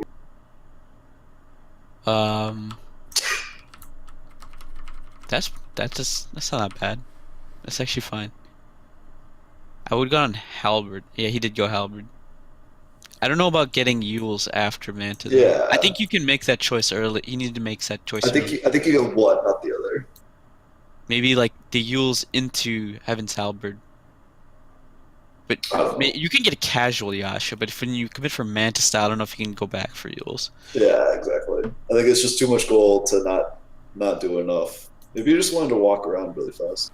That's my problem with Razor as a hero, though. Like you might as well just get BKB at that point if you need some disjoint like that. What does Razor do? And if you don't have the catch at that point, you might need to reconsider how you're playing the game. Who knows? They had Lion though, so it's not like he needed catch. Lion and Darkseer. Yeah. Grimstroke. They had a lot of catch. Oh, dude, Grimstroke Lion. That's a dope combo. Didn't work though. Another game where they just lose a bunch of lanes, literally all 3 lanes. I don't know. Perhaps Devless needs to play some more Dota and less MapleStory, but you never know. That is what I said. Week 0, I was like, if Devless starts to play Dota again, maybe they'll have a chance. But I don't see the. I mean, it looks like he did fine this game.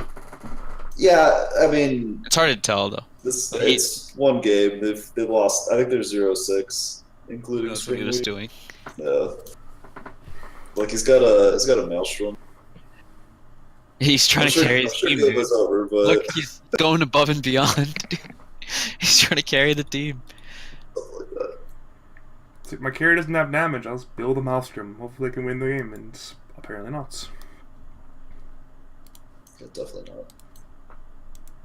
All right, this is a very exciting next series here. It's your brother Redondo. It's Trav2S Dota 2 gamer coming through. I would like to point out that I did call that my brother's team would shit on Blackout's team, and they absolutely did both games. You are correct. I mean, if you go all the way back to the long ago time of last BRR, you did predict the 2-0. The rest of us didn't, and you were right. Congratulations. And I did not think it was going to be very close. I don't know. I just thought that like his team matches up super well, core-wise. My brother had the best toss game of his life, apparently, or something. I don't know. He has 2 treads and an orchid, which is fucking weird, but whatever. Wait, why is the orchid in his backpack still? I'm sure he bought it at the very end and just picked it up to keep it in his inventory. Right? Game ended at 29. He picked it up at 29, so he probably just bought it all at the shop and then put it in his inventory to try to look cool. He did try. He that was dumb, I guess, but I don't know. Like Alpha, super good. Apex, super good. Whole City, Sara. They just dumpstered them, yeah. It's no contest this game. They did swap Moo to middle, which is kind of interesting that they're swapping their 5-player in their 2.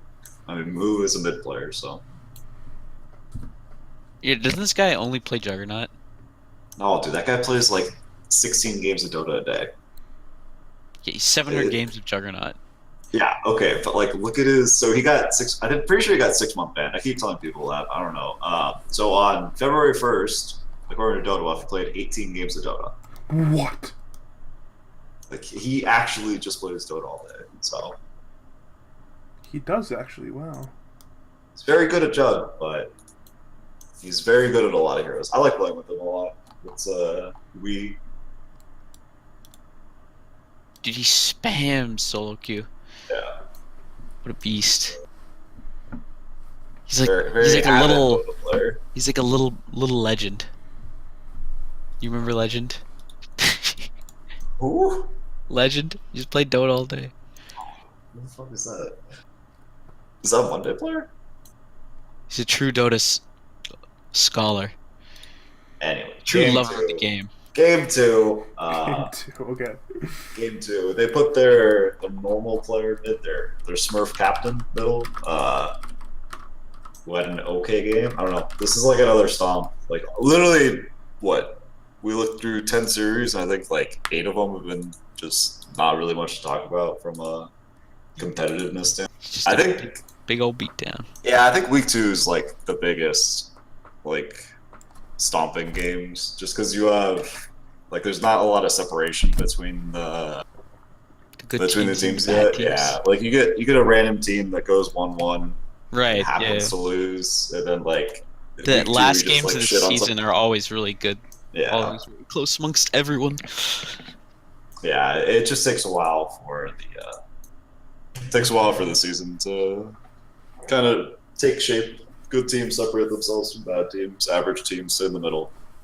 So I think coming up this week will be much better, much closer. But kind of interesting that they ran Safe Lane Brewmaster. I know my brother was talking about how Apex is like one of his best heroes is Brew. So I mean, I guess with mid Medusa, which they've picked quite frequently at this point, makes a lot of sense to have some like really space makey safe laner. The guys, Apex is Apex, so put him on a good hero and he'll have fun and crush a game for you. Yeah, that's how I remember this player. He just carried me on Brewmaster and just fucking dumpster the other team. Yeah. I've heard people say that he's not that good at it. I've heard stories, but I don't know. The one game I played with him, he did pretty well. Yeah, he did like almost 3 times as much damage as everyone else. Like he fucking destroyed this game. Looks like he fucking shit stomped him. Yeah. Apex God. Yeah. He crushed the other game too. Look, he got 34 denies mid with Dark Warden. There's a reason why I had him at number 1 on the big board going into the season. I'm sure like that's just massive MMR disadvantage though. Like Moo is like 3k, and Apex is like 6k. So. It's something like that, yeah. I mean, and but that's like a lot of the high MMR mid players ended up playing as captains this season. So I feel like it was Apex and then the No Dude, one look at his most played. This is a funky looking Dota buff. Monkey Yeah. King, Arc Warden, Bloodseeker, Brewmaster, Meepo. Dear God. What a beast. There's He just Oracle. plays what he wants. I like this guy. Suddenly it's Oracle guy in his top 10 too. This guy plays some real weird arrows. Yeah, he just plays kind of anything. Chen. Yeah, this guy's awesome, dude. He just plays his heroes. He doesn't give a fuck. Look, Brewmaster. Probably all safe lane, I'm sure. Just buy him Vlad's Radiance. I mean, it's Dota 2 for you. Dear Lord, alright. This is Dragon, Mr. Logical Dota. We're gonna keep you on for one more series, Banani. One more series. How you doing tonight, Logical? I'm doing great, Badger. How you doing? I'm doing great. Just, as always, doing some always fun BRR. But we're not going to we're gonna keep Punani on for one more series. That is your series, Logical. How logical. What's Amar? Yeah, I need to put Amar in the Twitch title, so Twitch keeps me on Twitch. They need to keep me here. Punani. I can't believe they would actually take you off. Or it just doesn't let you type that. It doesn't let you do it. Like, I tried it back. Remember when I did that like 4-hour playoff show in season 13? I tried putting your name in the title then. You know, Twitch was saying it wouldn't let that be the title, and I was wondering, well, why doesn't it work? And I was messing around with it. I realized it's your name. Your name was messing up my like 150 character title. But it happens. Nice. We have Logical McSnazzy. Coming off the 0-2 week 1, you're now back to the 2-0 Logical. What happened in this game number 1? This game I think was a little bit closer than it should have been. My lane went really well, and I think we were basically set the whole time, but I got picked off twice. It made it a little bit more difficult. Yeah, I mean, you put Racers on his best hero. I feel like opening Oracle Huskar. Do you feel dirty? I got no remorse. If you could open Oracle Huskar every game, would you do it? I'm not here to reveal strats. Sorry, no. My bad. How's it feel playing with Big Brain Gamer Mike Hamdingsy? It's great. Everyone should talk to me for picking him because he was like 4.9k. I didn't do that. I thought it was a great pick. I love me some HZ, dude. I'm like 15-0 with him lifetime. Well, he's definitely not as good as a 4.9k player, but I always had decent enough success with Mike, and I think he's just having someone who can like back me up or be a leading voice can be good, because that's typically what I've lacked on my less successful teams. Yeah, Mike's a beast. He says some very smart things. Mike Owens. He's always very helpful in helping everyone on the team, like lower more teammates. Like, hey, we need to do this in the early game, right? Like, is that what we're doing, guys? We're doing that, and it like just helps everyone play. Yeah, he's definitely got a proven track record of being very successful, especially as a captain, as a team leader. Does he help with drafting a lot, or is that mostly you at this point? Yeah, I pick the buttons and do most of the prep, but he'll give his insight as to what he thinks is good. He'll chime in, and then Ricer says he wants to play Huskar, and then you go from there. Yeah, it's about how most drafts go. Actually, most of the time he's like, "Are you sure you want to pick this?" And I'll be yeah, or I'll say yeah, and then he'll be like, "Alright, I'm not sure." And then we win. Dude, Logical with the big brain Spirit Breaker pick. Yeah, Did OG Feeder on Spirit Breaker? He actually had like no OS frog bashes, but he like charged people. He just picked it to fuck with Jug really, and then he did his job. OG Feeder. You picked like a nice team of nice players, dude. He's a very friendly lad. He's an owner, dude. Look. That's my first big player, dude. I know. He's really the first rounder now. What do you guys think about that, Badger Redondo? What do you think about Kizu first round?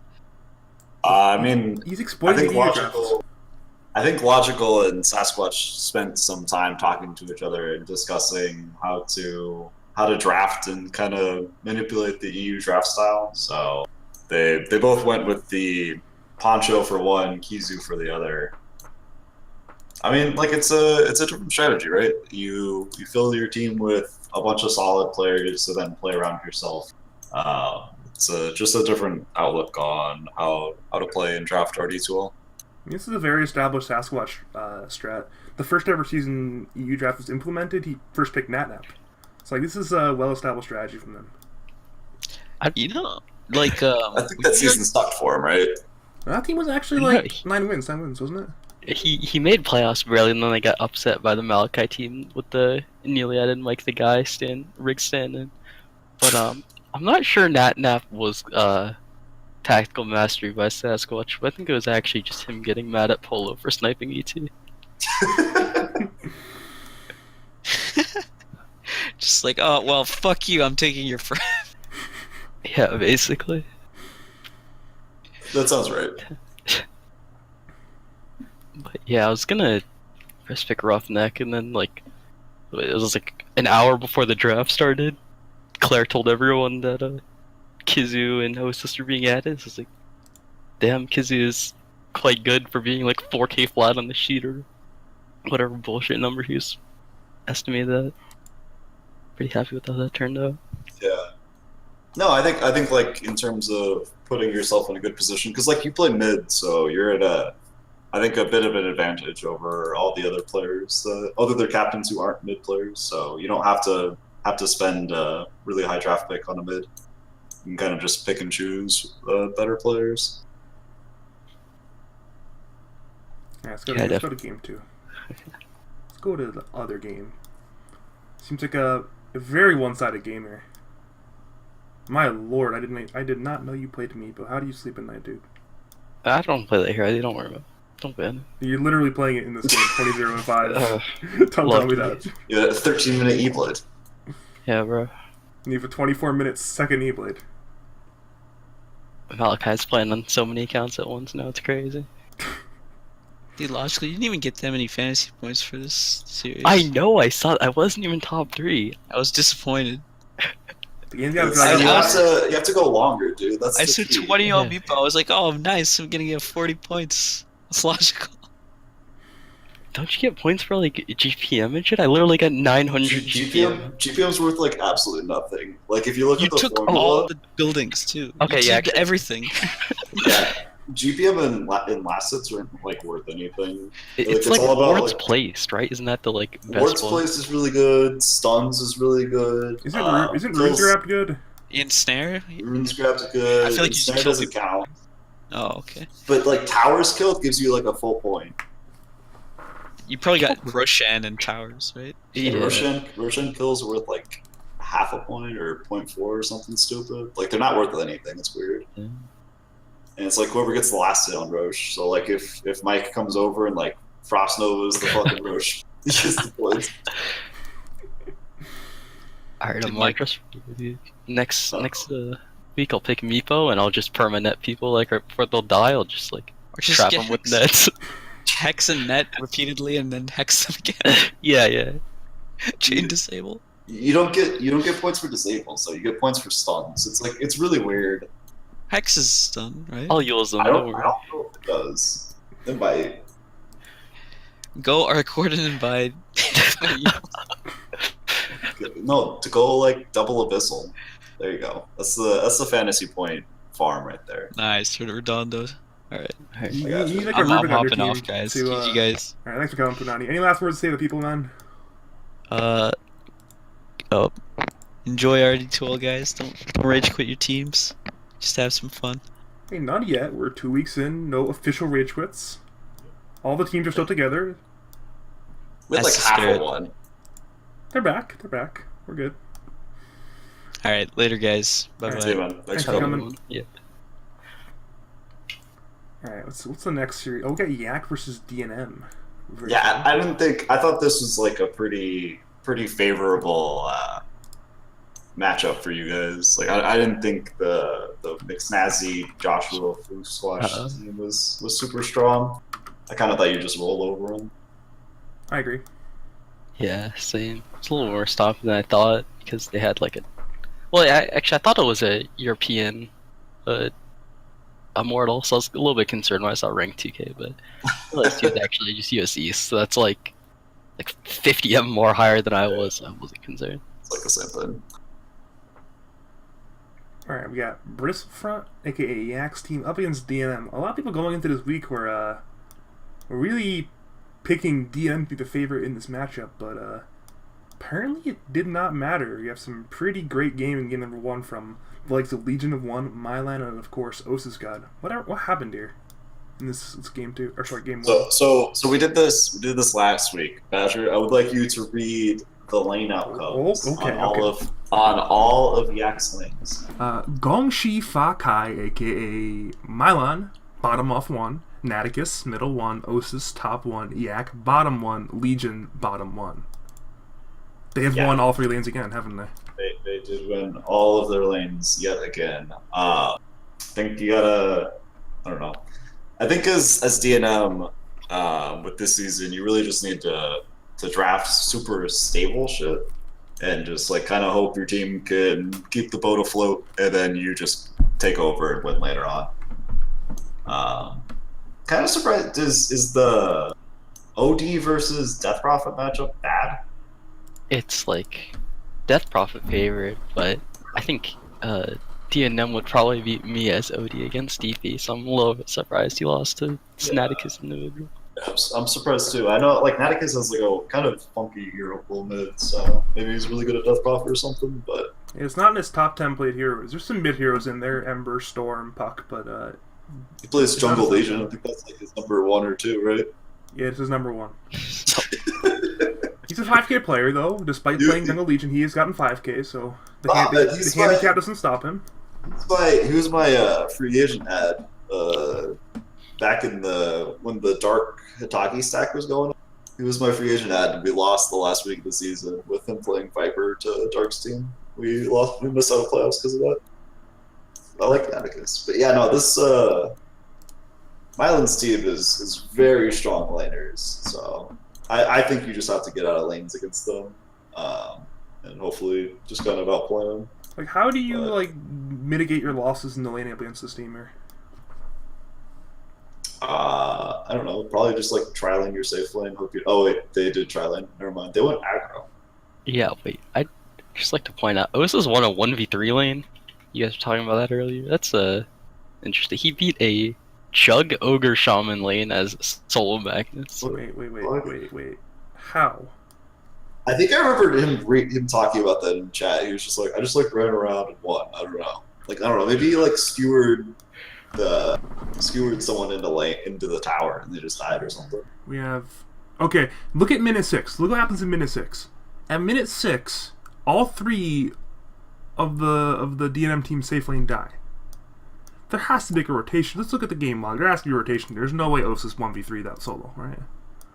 There's probably some skewering under tower reverse polarity going on. Right, I mean, they were down 11-0 in kills by 10 by Sven auto attack. Okay, so Sven rotate. Yeah, they had rotations. They they rotated the Sven and the Grimstroke. Very good rotation apparently. All 3 died. And at that point, it's probably looking real bad in the lanes there. Yeah. This is kind of just a stop. Really surprising to see, I'd say. I did not think this would happen at all. I had it the complete opposite way. Well, if you didn't think it was going to happen in game number 1, it also happened again in game number 2. And once again, if you read the lanes, you see all of 3 lanes were won. I think we said they were going to win at least 4 lanes, and they won all 6 lanes in both games combined, which is really impressive, actually, given the team they played here. I mean, these are not scrubs. Yeah, I mean, Naticus winning middle against DNM, that's got to be the standout performance.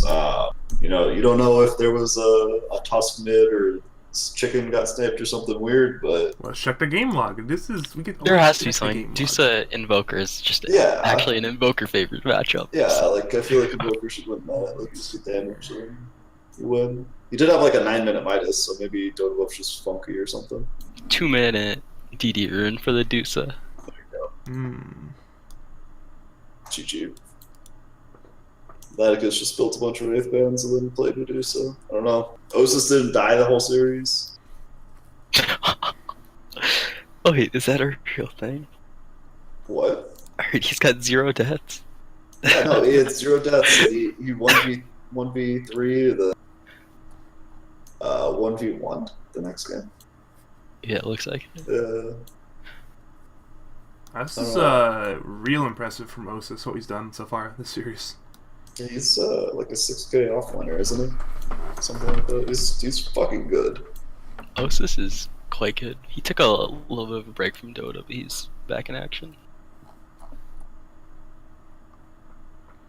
Yeah, it's like one of those like alpaca auto attacks, offlane only, super high MMR players. So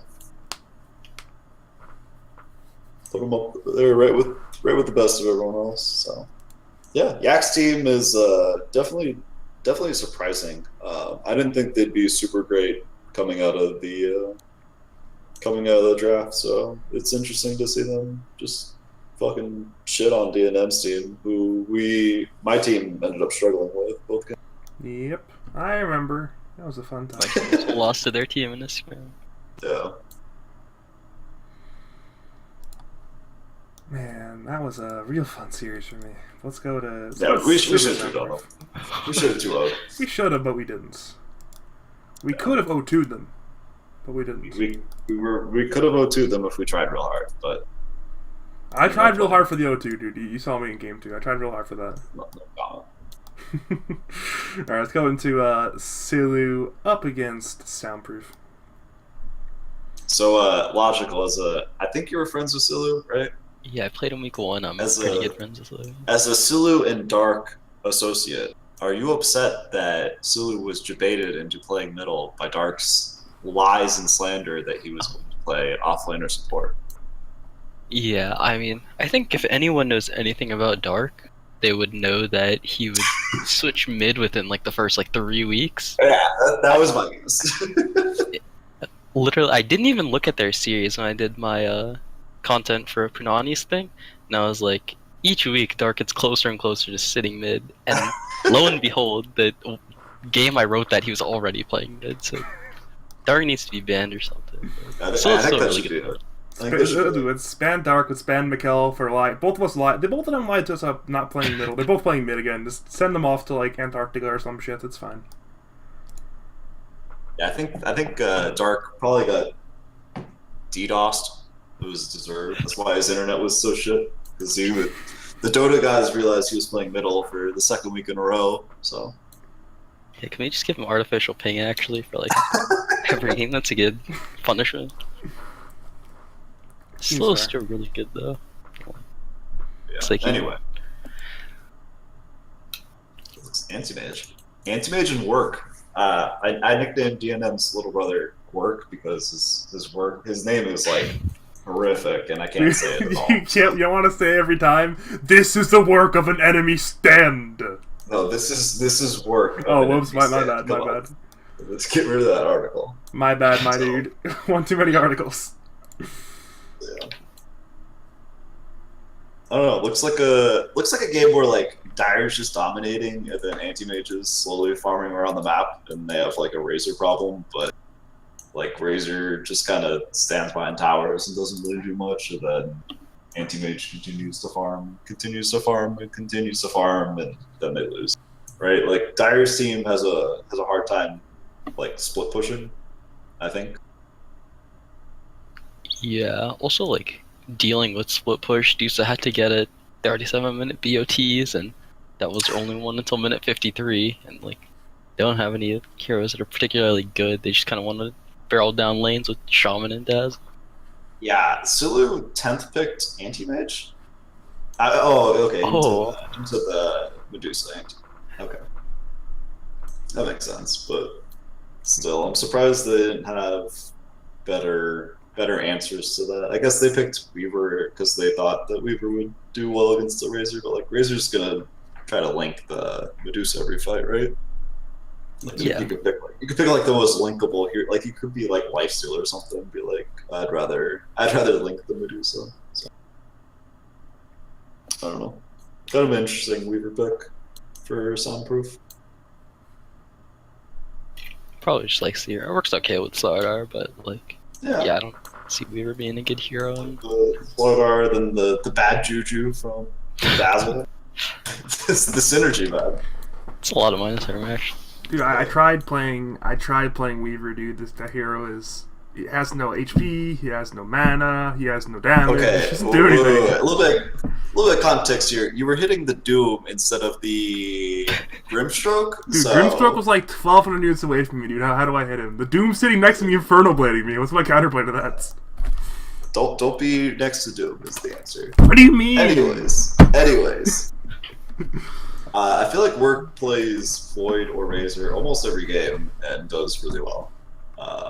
This is probably the best game that Silu's played mid, I think. I think he had a Pugna game or something last week that was pretty good, but really just like kind of a dominant anti-mage performance here. Team held on, kept the ship afloat, ended up winning. Let's find out who that rapier is from. Is it from Weaver or is it from Dusa? It's from the Dusa. Come on, man. Dude, Weaver's a pretty good rapier buyer too. I mean, I'm sure Dusa's a better rapier buyer, but it's not like Weaver's a bad rapier buyer. And Dusa has like 6 actual items, while Weaver has 2 sets of boots. So it makes sense why I would think that, dude. It makes sense. Anyways. Game 2. Game 2, kind of the same story, except Pacer had a really fucking good Sand King game. I don't know. Enemy team picked Phantom Lancer. I think that hero's shit, despite it being 2-0 in the games that we've watched thus far. From the auto attacks and envy game. Don't think that hero is super great. Lost the safe lane. Sand King kind of dominated him. That makes a lot of sense. And then, like, from there, it's just kind of Silu Work and Pacer. Probably an underrated Tricor, with not a lot of people talking about them coming into the season. I actually really I like the decision here from Pacer to go for the skill build they did. You see a lot of Sand Kings blindly go for like the more meta build, which is like the Sandstorm Burrow build. But he went for 2 points early in Caustic at level 1 and level 3. I like that choice a lot against the PL in the lane. It's a really good choice, I think. Yeah, if you can hit creeps, like you take Caustic early. Or at least I take Caustic early, but I feel like you're just like zoned off so many times. But I guess like that's what happens when the enemy carries a Phantom Lancer. Is you have that ability to be flexible and be more aggressive. Don't know if I like the Crimson Guard or Fort Blink, but whatever. That's just like that meta. So yeah, like I was saying, the Silu Work Pacer Tricor is probably a little underrated, with Work being a relative unknown and Silu playing a role that he's never, as far as I'm aware, played before. Pacer obviously being a fairly known quantity in the offlane. Interesting team moving forward. Pacer is quite good, even being at like an Ancient 5 player in high for his party in Mar on draft sheet. Yeah, like I think Pacer's like one of those guys that I'd like to go on a team with eventually one day. Like I think he's really good. Same, I love stacking with Pacer. His Sand King is really good. I know weeks here I first phase banned at both games. I think that's a hero that he can like, have success on basically no matter the game, because you can just first phase it if they need it.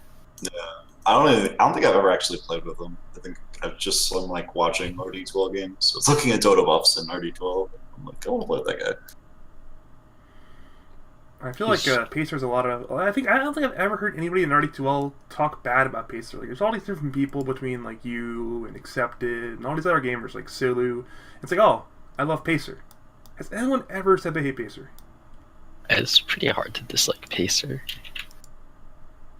He's a really nice guy.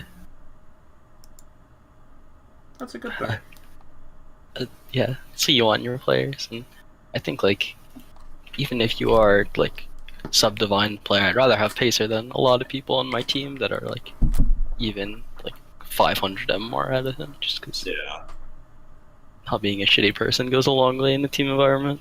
Yeah, especially having to play 8 weeks with the same people, or 8+ weeks, and then like toss on scrims and some random pubs that you're expected to play with them. Could definitely be challenging to have higher MMR players that are just frustrating to deal with. Yeah, let's go to the next series here. We got a bit of an upset, in my opinion. We have Atri up against Jay. A lot of people were thinking Jay is going to win 2-0. people were really in the, I want to call it the lull vinyl mood. And vinyl, not, I'm talking about the wrong series, aren't I? We're talking about the Okay, wrong player, but it's okay. people said lull bright side. In my defense, Lull bright they side. also said lull bright side. In my defense, and they are playing next week. We'll get into that one later. We have Atri up against Jay. People saying lull bright side. My bad. And people really dialing that. I think 6-pick bright side, right? Yeah, people Yeah, it are was really doubting. 6-pick bright side. I mean, I said it before. Like, I said it right before we got off the series. If Atri's team ended up, or no, I said it when someone asked about who the dark horse of the season is going to be. I listed Izumi and Sil, I want to say, and then right before we got off the question, I said if Atri's team or Atri's team ends up beating Jay, that's my dark horse. They're going to go far. So, Redondo, since all the teams you said are dark horses are now 6-0 since you said that, could you call our team a dark horse, please? Very nice. We are a dead horse, so. Fuck. we stop being the dead horse then? Is that alright? I'm trying. You keep bringing it up, man. We're fucked, dude. Sorry, I'm real depressive over that right now. It's fine. We're 1-3. We're tanking the strength of schedule so that we will play worse teams. Oh wait, we're still playing the best team, the best possible team. We're trying to trust the process, dude. I mean, clearly Adam Silver's changed the process. We're now being screwed by his formula this month. Yeah, exactly. He changed the lottery system worked. We're being fucked. What happened in this actual series here? We're like the Orlando Magic. We're just like perpetually sad. Mikel had some great seasons a while ago. I was got a back problem. Carrying me and Gaff is impossible. You guys are definitely the Orlando Magic of RD2L, of EST-Sun. That hurts, dude. That hurts. Don't call me the Magic, dude. So the worst part is I was on a team with Lemon last season. He's a huge Orlando Magic fan. And my lord! After the Magic beat the Celtics last month, he at me on Discord. It's like, how'd the game? I assumed I didn't even watch the game. I assumed we were gonna beat the Magic. He pings me on Discord. We lost to the Magic, and I'm like, maybe the Celtics suck. Just like our team, maybe we suck too, but it's okay. What happened in this actual Dota 2 series is happening. It hurts you to be a Magic fan. I know, right? That's depressing, dude. He's so depressed about that, I'm sure, but it's okay. Is that offline Animage? That's offline Animage. I mean, I don't think lanes are really a thing, but yeah, that's anti-mage. Anti-mage going in the offlane. And no one died. Like, right side died and Atri died, and that's it. Or Discord. I think that Wax is really proving himself to be one of the standout players in the division. He has crushed every single lane that he's played. I didn't think I might say something stupid because I don't remember the matchups he had last week. But I don't think the matchups mid were like super indicative of how good he is. I thought there was a chance that he was just playing worse mid players and therefore was shining really well, really brightly. But all right, Redondo, I looked it up. I looked it up here. So he played OD, and he played it into Daywalker Invoker. He played what is that hero he's playing? Oh, he played Medusa. He played up against Daywalker Dazzle, and then now he's playing this series, and Jay's a good bit better than Daywalker. Jay is a good bit better than Daywalker. I'd say that's objectively true. Yeah. Yeah. So no, this is super impressive. I don't know the Puck Kunkka matchup very It's well. like really, really Kunkka favored. Yeah, because so normally what I do is if the last pick ends up losing, I look at like who's playing it and like do they have a good understanding of mid? And I think Jay's top 400, top 500, whatever. So like obviously yes. So why do you think he picked Puck into Kunkka? I can explain why. See, when you're a Puck player, here's what you think. You think, Oh, all right, Lord. what happens? Why did I ask? What happens if I press my buttons perfectly? And in Jay's defense, if he literally used every ability perfectly for the entire duration of the game, this is a perfect game for him. But unfortunately, he can't literally press every single button perfectly for 33 minutes or whatever it is. Something like that. I can give you a real answer, unlike Badger's soliloquy, but yeah, I think Badger not Badger. I think Puck versus Kunkka is like almost playable because you can like click the Kunkka and you do a lot of damage. But also it says Mr. Brightside was roaming on Spirit Breaker, which really just means he like ganked mid more than once. Yeah. And yes, that probably resulted in a minimum of 1 kill, which made a lot harder than it should have been. Especially if Puck was using the orb to CS at any point, because once the orb's on cooldown, then you have no way to escape a cow running at you. Yeah, I mean, regardless though, like this is a. I know I'm focused on the Wax versus Jay matchup just because those are the two almost highest MMR players with respect to Brightside, but this kind of was like a comprehensive beatdown. Like they dominated the entire game, start to finish.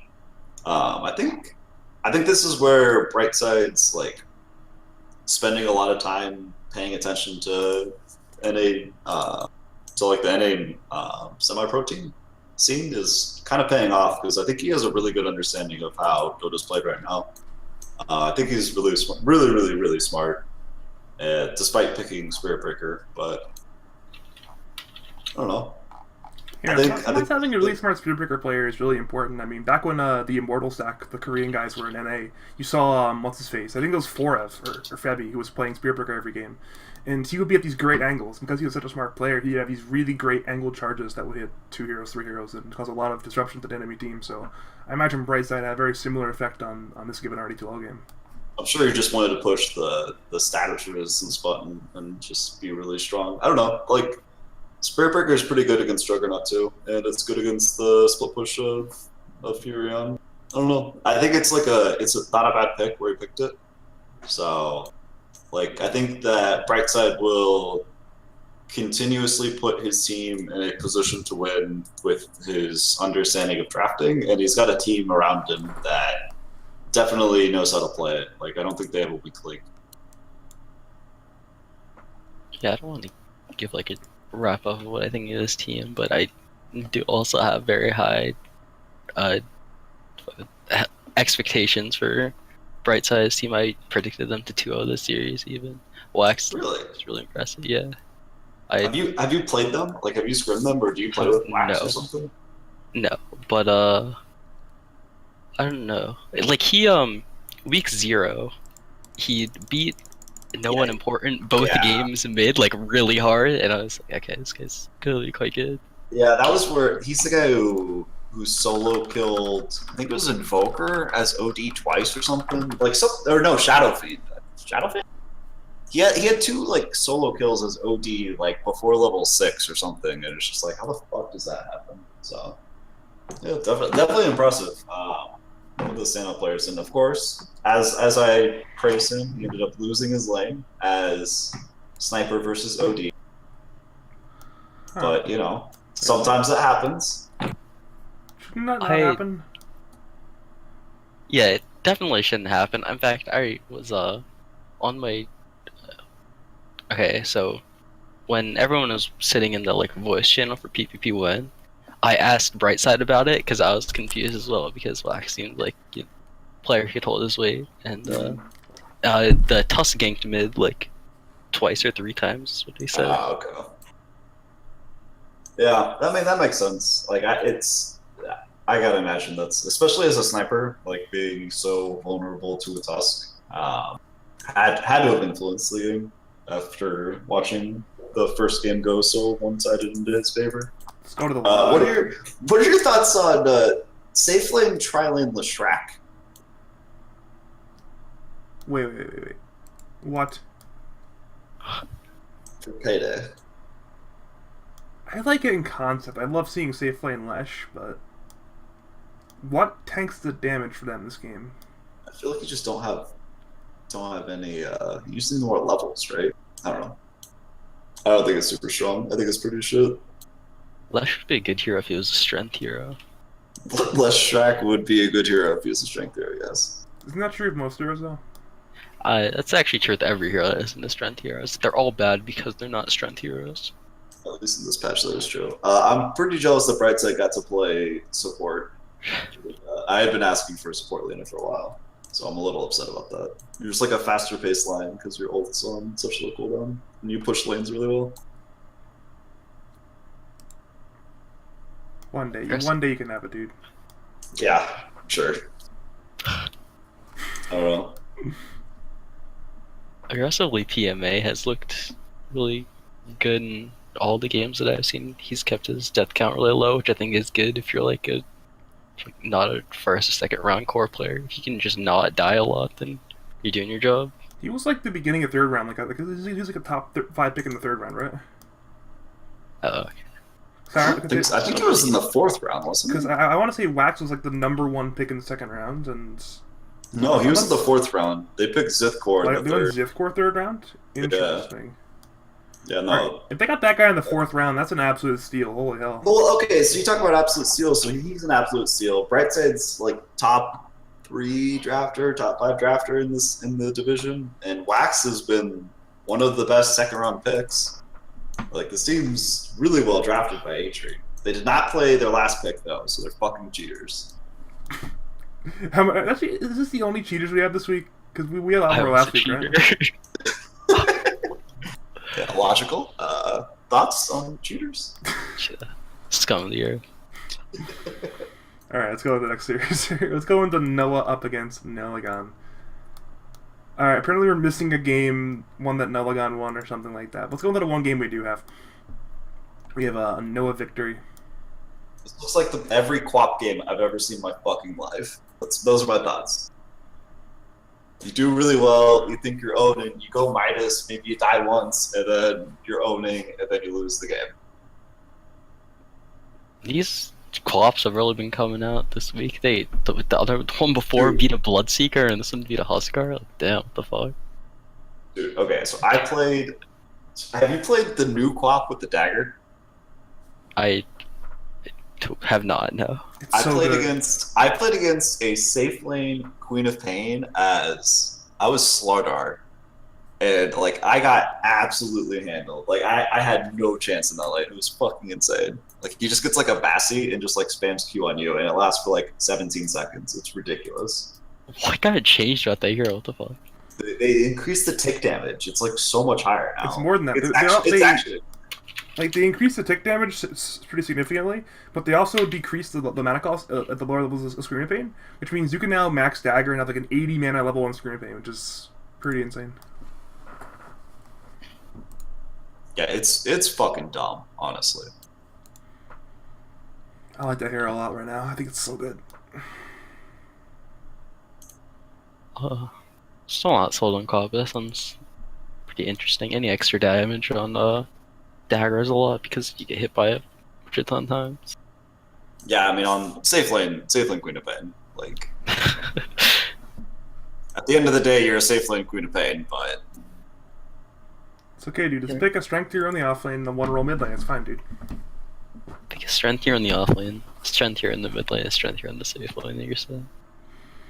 There we go. Support. Sven off lane and pick a Tusk support. There we go. That's how you get the strength hero in the safe lane. Yeah, exactly. And support safe lane Queen of Pain. How do you handle the harass? That's a real podcast special right there for sure. But yeah, is there anything? This looks like a pretty straightforward game where they thought they were winning and then they just stopped winning. I'm not sure how good this Geo guy is. He's a replacement for Wise here, but I already did really well in the game that we don't have ticketed. Well, we don't have it. There is no evidence it happened, therefore it never happened. Yeah, they didn't send me a screenshot. They didn't even send me a blurb like, yo, this Geo guy went like 26-0 on Meeple or some shit. He has one game of Tiny 3-5-5. That's all we have to go off of right now. Yeah, I know. I mean, absolutely. But that's just word on the streets. Hopefully Milligan stops picking fucking Nagasaran because I think he's like 0-3 with it right now. He'll keep trying, don't worry. I'm sure he'll keep trying. I don't know what happened in Game 2. Maybe they won with it or something. But I know that Noah's team was missing your boy last week, and it seems that he was the difference maker, I'd say, and doing really well at Game 1 versus... Also, Alpaca played off-lane Disruptor. Yeah, I was about to bring that up. Huh. I'm sure it's Like, Alpaca. He can Is make that it work. good? Okay, so off-lane Disruptor, I've had quite a I don't know. I can't think of a good word for it. But Sasquatch and Mini has been really talking up offlane disruptor, and we even picked it against the like Matty Lala 6 dog team. I've like crushed them in 20 minutes, and it'd be a juggling. So I think it's like it might be really good, but it's Really? offlane disruptor. Yeah, I mean, I feel like you do really well in the lane, and then it's just like, oh, I'm sad, I'm disruptor. Someone has a BKB, I guess I die. But I guess, I mean, if you could get a 26-minute Axe on disruptor, you're probably doing pretty well for yourself. And they picked it like super open too, right? Like they picked it 15, where you got 3 picks against it. You know that one of those 3 heroes is going to be a core. It's not going to be fucking Oracle. Could have been safely in Bounty, I guess. But Hey man, run the Oracle middle lane, go Aghanim Scepter. There's worse heroes in the game, I'm sure.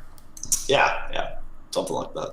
I think core bounty is a lot better than Dude, I've support. seen mid bounty. I'm sure mid Dude. Oracle's better mid bounty.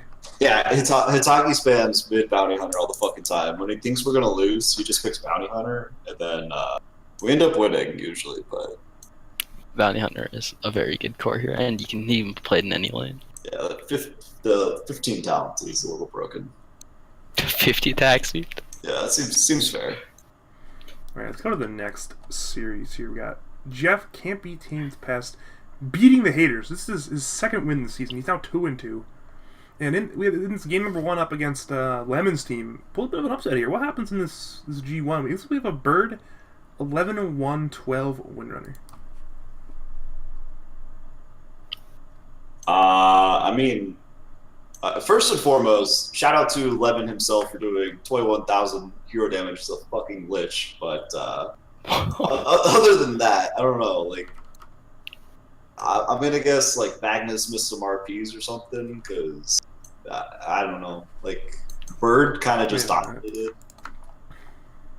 Jeff Can't Be Tamed Pest did pretty well. I don't know how I assume the DK Emperor lane is just trading farm. It's kind of DK favored because, Really? well, like, you'll just take his tower, and Ember can not do anything because you just outrage him with Flame Guard. Yeah, I don't know. Like, Bird looks impressive in his first game. I've played a game of Wind Ranger lately. I don't think that hero is super great, so that looks like to be his third. Is this I don't like- know. I'm surprised about this game, honestly. Like, I thought that Lemon's team was. Oh, I don't remember what happened last week. I think they fucked around and picked a stupid mid hero or something last week and ended up losing because of that. And then they crushed the second game. This week, I thought they would be much more serious, much more focused, come out and really just take care of business against Bird's team, against Jeff's team. But 2 weeks in a row, Jeff Can't Be Tamed Pest, cannot be tamed. Is Jeff this master psychologist or something like that? He's like a psychological expert. Okay, so does he tell Bird he's playing Phoenix, and then does Bird just pretend it's Phoenix? And I'm trying to figure out what happens here. Yeah, something like that. So before we start, praising him too much, let's go take a gander at game 2. I got a lot to say about this one. Okay. First and foremost, gotta get Levin Dota. Hats off on the Lich performance. Jesus Christ. This guy's really good at Lich. Yeah, what the fuck? And speaking of heroes, people who did, I said he did not have to do that much damage this series. He had a pretty low damage on Terrorblade game 1, lowest damage on his team on Sven Carry game 2. But I digress. What happened here in this game number 2? How did he end up with a 16-minute face boots flats as the safe laner that won his lane? The fuck? Oh, he was against Huskar. So they probably just got a killer too, but he's still ended up getting no COs. I don't know. Rice Boy, whenever Rice Boy plays Viper, he goes 20-1 and ends up winning the game. He might be the one player I'm super confident on. I'm looking at the last hits for ICID. At minute 4, he has 7 last hits. At minute 8, he has 15. At minute 12, he has 19. My lord, he's sad. Okay. Yeah, that's what happens when you're against Huskar lane. I feel bad.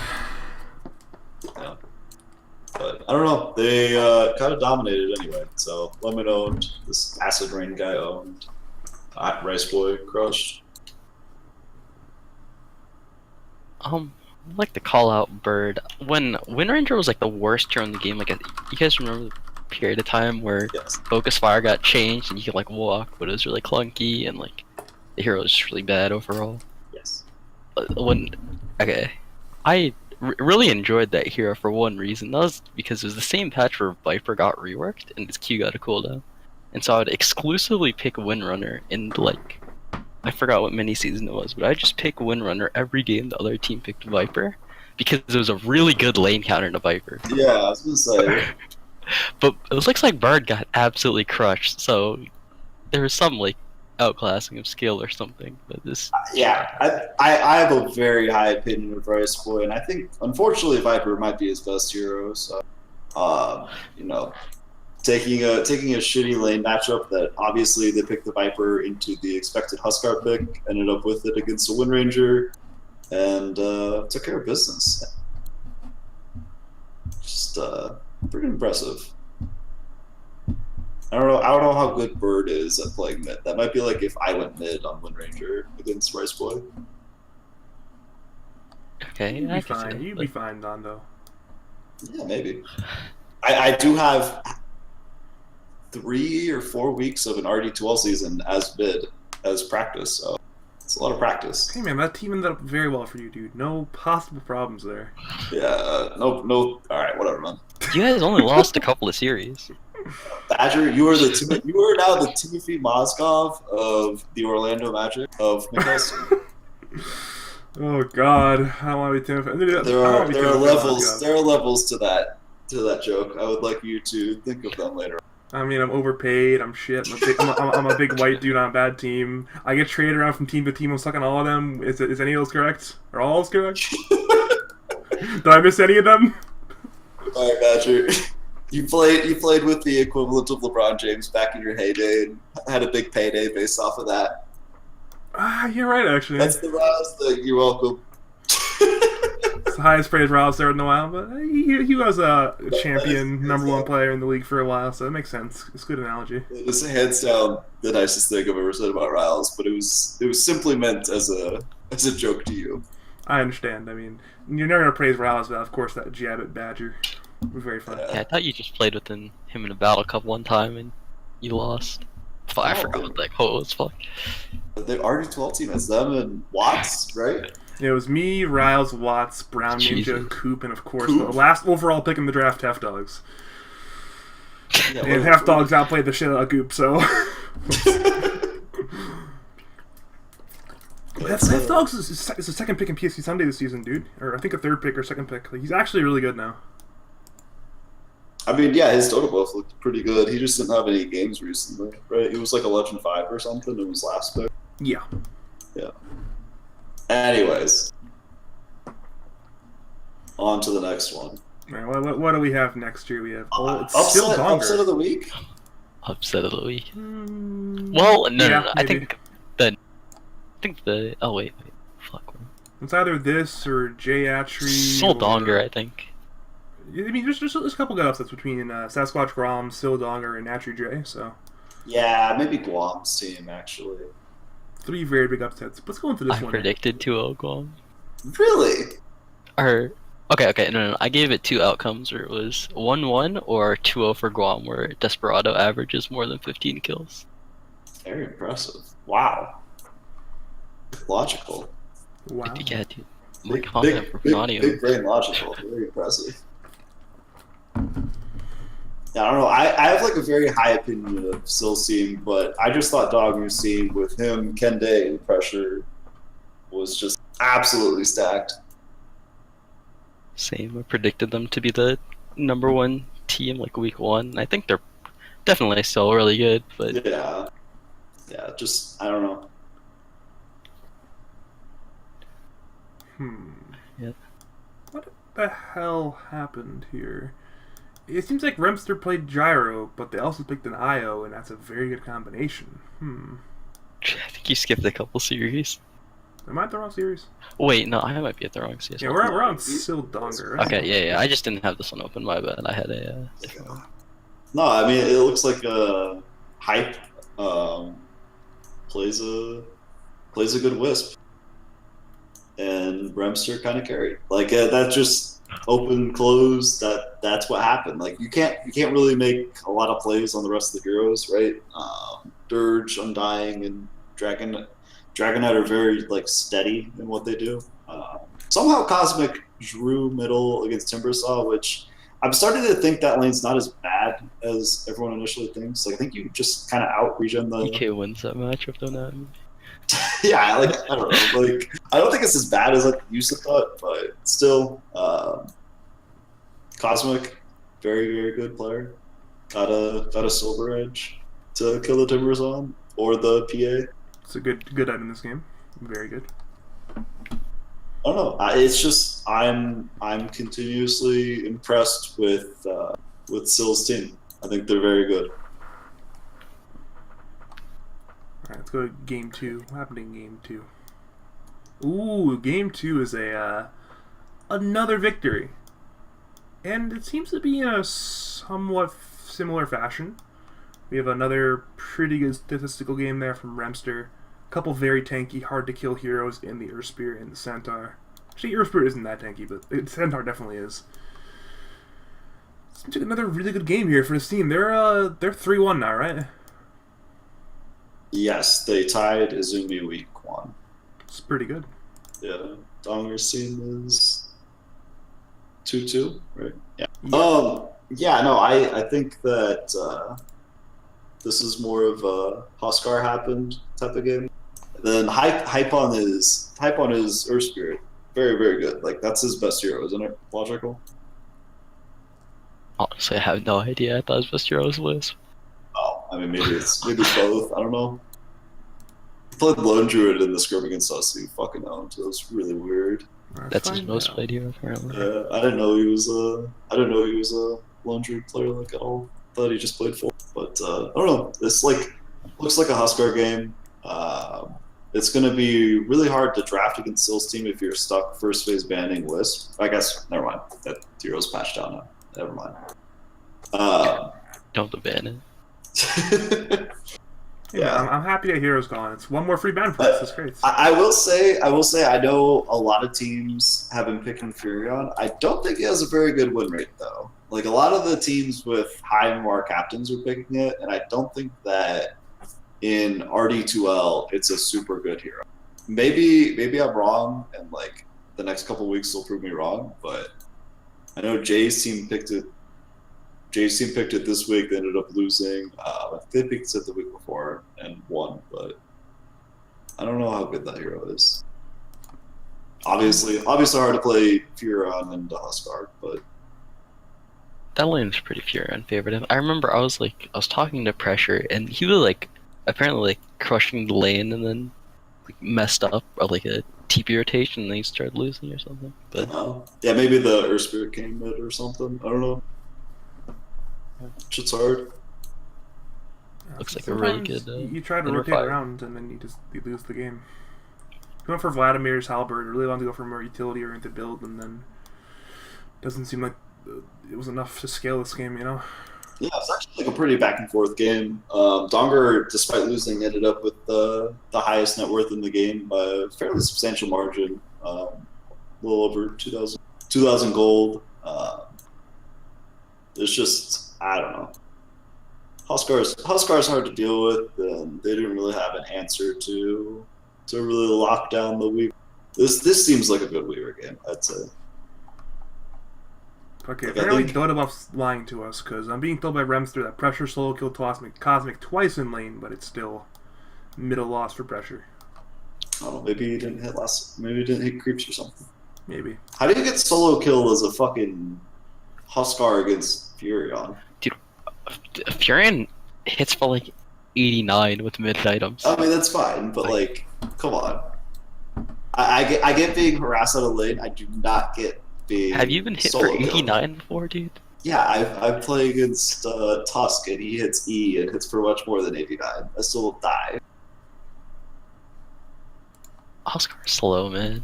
I can see that happening. Does he have an oof or something? I don't know.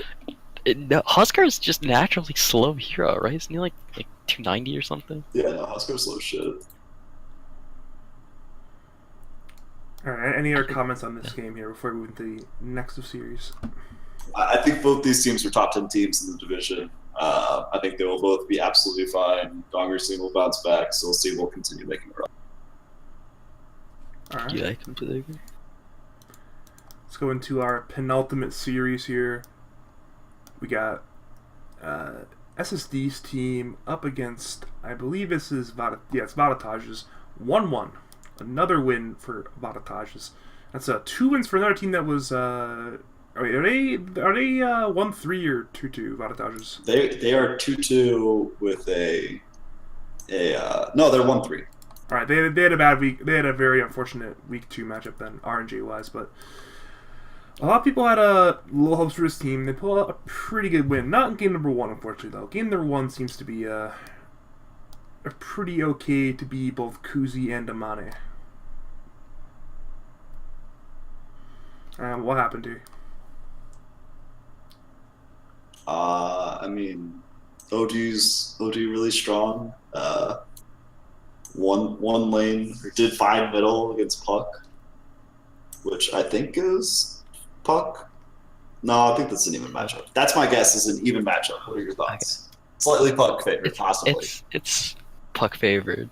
It's like 60-40 Puck, I think, if both players. I've been training on Mane, though. We're really good friends, and he has to play mid because Kuzi's a better safe lane player and can have more impact. So I've been helping him Mane with mid. He's actually not that bad of a player, even though it's his first time playing mid. I think I asked back when I had to play mid. I asked for some help, and I'm a little upset and hurt that you didn't help me. So I'm retroactively butthurt from like 8 months ago. So I don't remember. I literally tell everyone that I'll be down to 1-1 if they message me, and then no one follows up messaging me. I'm scared, man. I don't want to get shit on. What the fuck? I want to be embarrassed. I don't know how to get response to that. I think SSD's team got everything they wanted in this game. Kuzi plays a lot of anti-mage and is good at it, and Amane was set up to succeed with his matchup and hero selection in this game, and everyone else got to do their thing. Yeah, I don't really care for their picks on top of the Darkseer. Like, I think that you could have a better combo between the 4 heroes that they have, but need a hero to slow Hitaki down. Darkseer is definitely one of those heroes. Hitaki plays a lot of melee carries, or I guess a lot of melee carries are in meta right now. So I don't know if I agree with picking Hitaki's hero so early. SSD also picked the Spirit Breaker into the Juggernaut pick, like we saw Brightside. So I don't know if they talked about it or saw something, but that seems to be a new counter for RD2L. Wow, do you know Love? I did that too. What the fuck? You did that too? What the fuck? Yeah, I remember. Oh my god. I don't remember your series. Your series was fucking boring, man. What am I supposed to talk about? Wow, you won. You played Meepo. Congrats.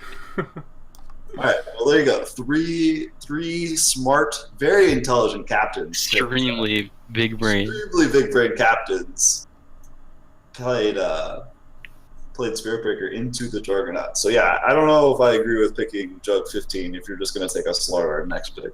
I feel like you can definitely show the offlaner a little bit earlier if you're second pick. Yeah, I don't know. Looks like a pretty straightforward game for SSD. I think early picking cores is fine, but if you're gonna do it, just do it. Like, I feel like it's kind of weird if you're gonna pick it at like the start of the second phase. If you want to like, yeah, I think you have to first phase pick it if you're gonna do that early. Yeah. Yeah, I'm trying to get all the Badgers Razor picks out early. Team's not going for it. I don't know why. Help. Alright, let's go to game 2 here. First one of the season for Vadotage's. Getting a good win over SSD's team here. 37-minute game. Not completely one-sided. Pretty even at like the 22-minute mark or so. What happened here in this game number 2? Okay, so Badger, I need you to scroll down. Okay, I'm scrolling. And tell me at what point the game went really fucking bad for Radiant.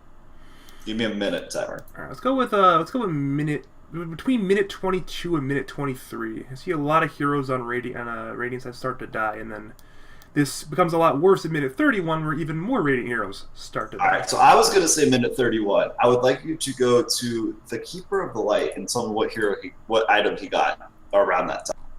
31, 30. Is that a refresher orb? It is a refresher orb at 29. Like, that item is just like auto one team fights, and they're fucking impossible to play into. It's especially good against something like Medusa, where you really just have to pick a place where you're gonna fight, and that's where you're fighting. Like, you're not gonna be able to kind of dance around and play a lot and be mobile and stuff. So I'm guessing that they got fucking murdered by a Coddle Refresher ultimate and just kind of lost the game from there. I like Also, this guy's name. It's a booty like Judge Judy. Yeah. My lord. Sorry, go on. Well, I mean, also Itagi had a pretty good game, and Daywalker, like, he got a BKB right around that time, and obviously he had the Maelstrom from previous, two good games.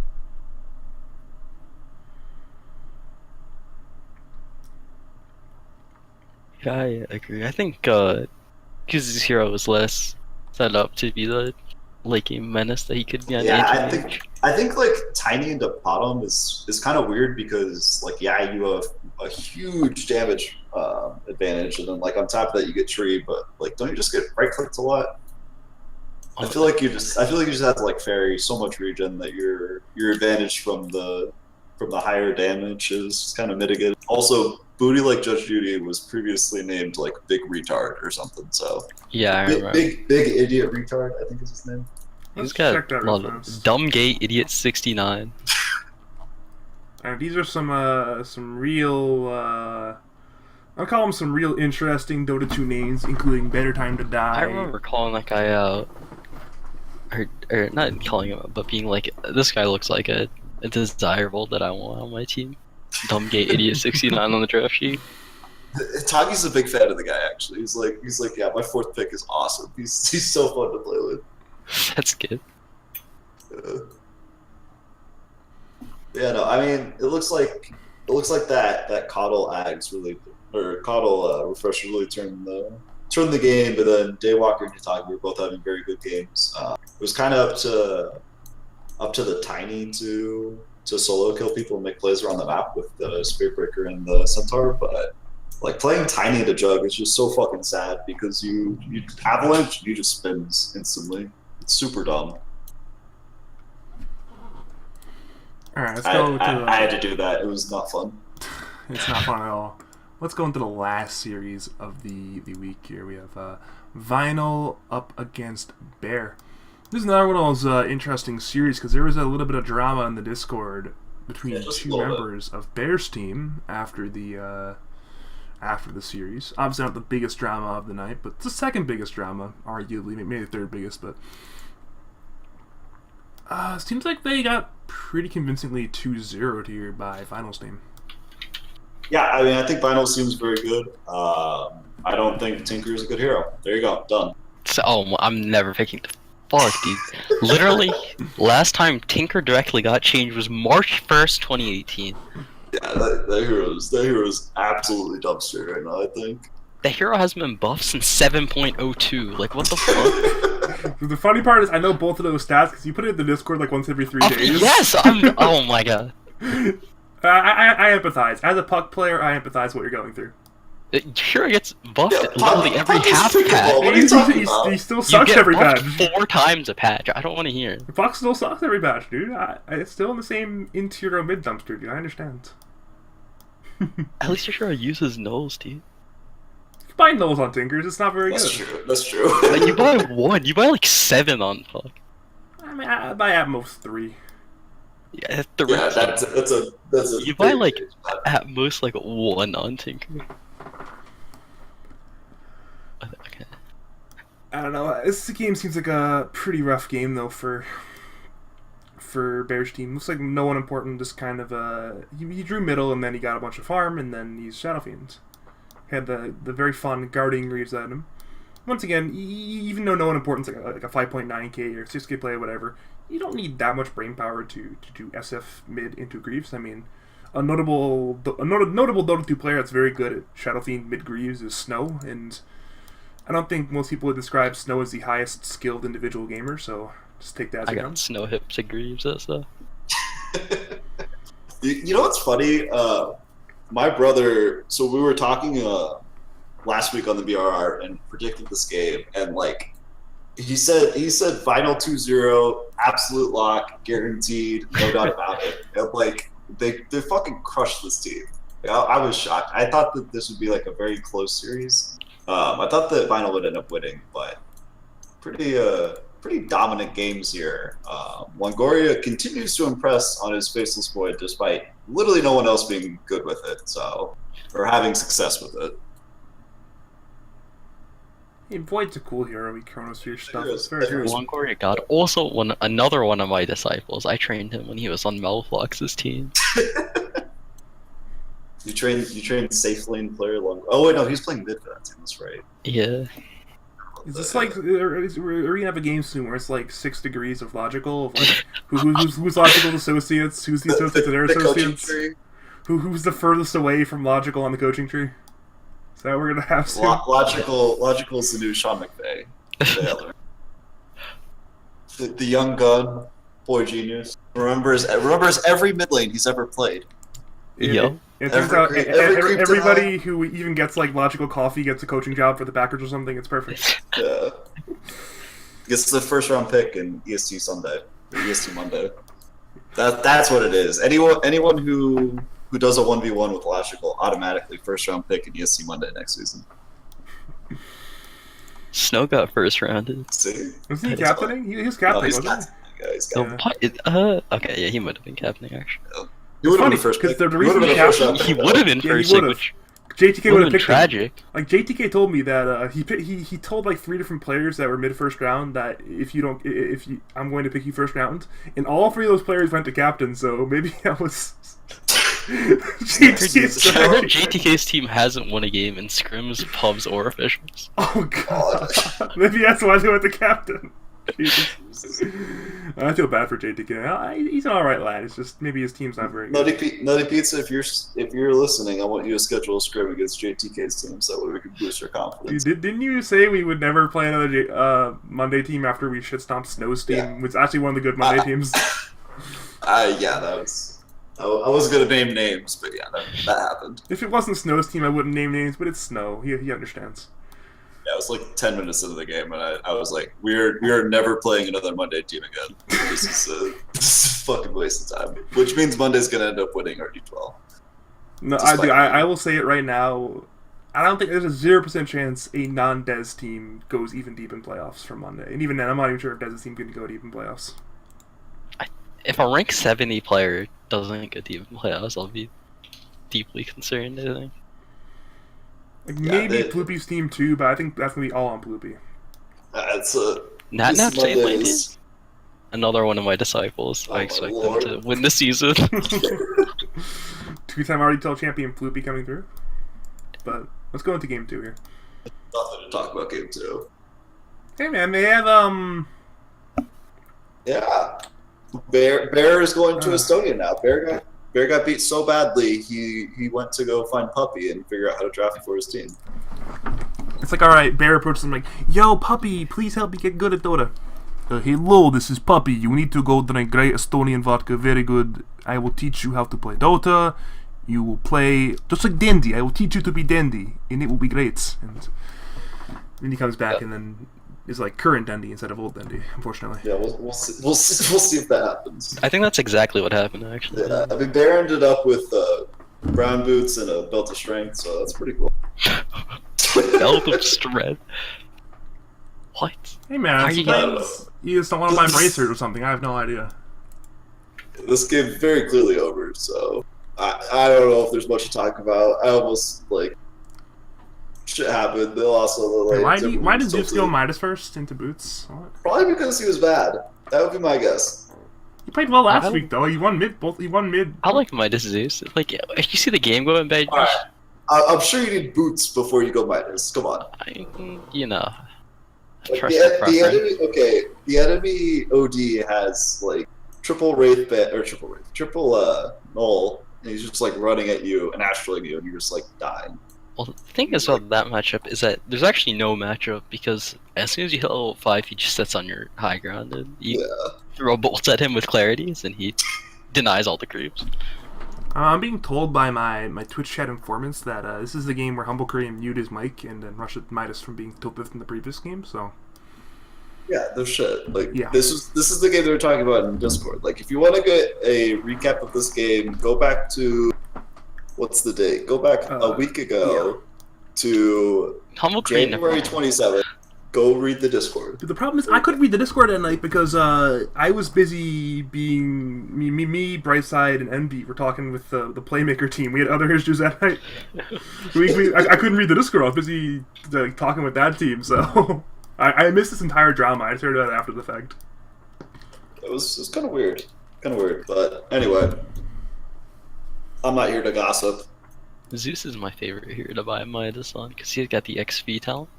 And as soon as you hit 25, you like 2-shot waves. That's about the insight I have for this.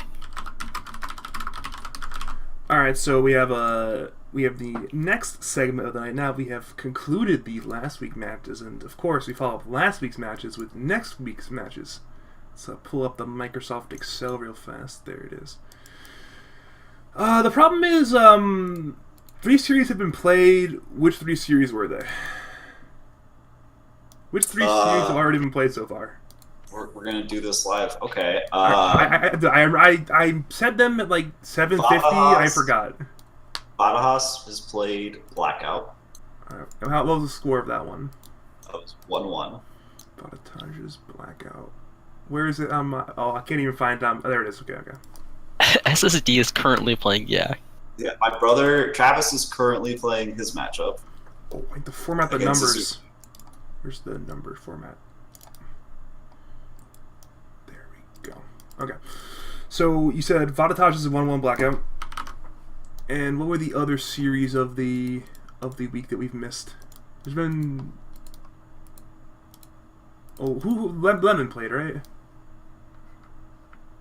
Did he? I don't know. Who Lemon not asked? play? Oh, Paradise 2-0 Guam. Okay, Paradise 2-0 Guam. I don't think that's a surprise to any. Sorry, Oh, Guam. that's very expected, I'd say.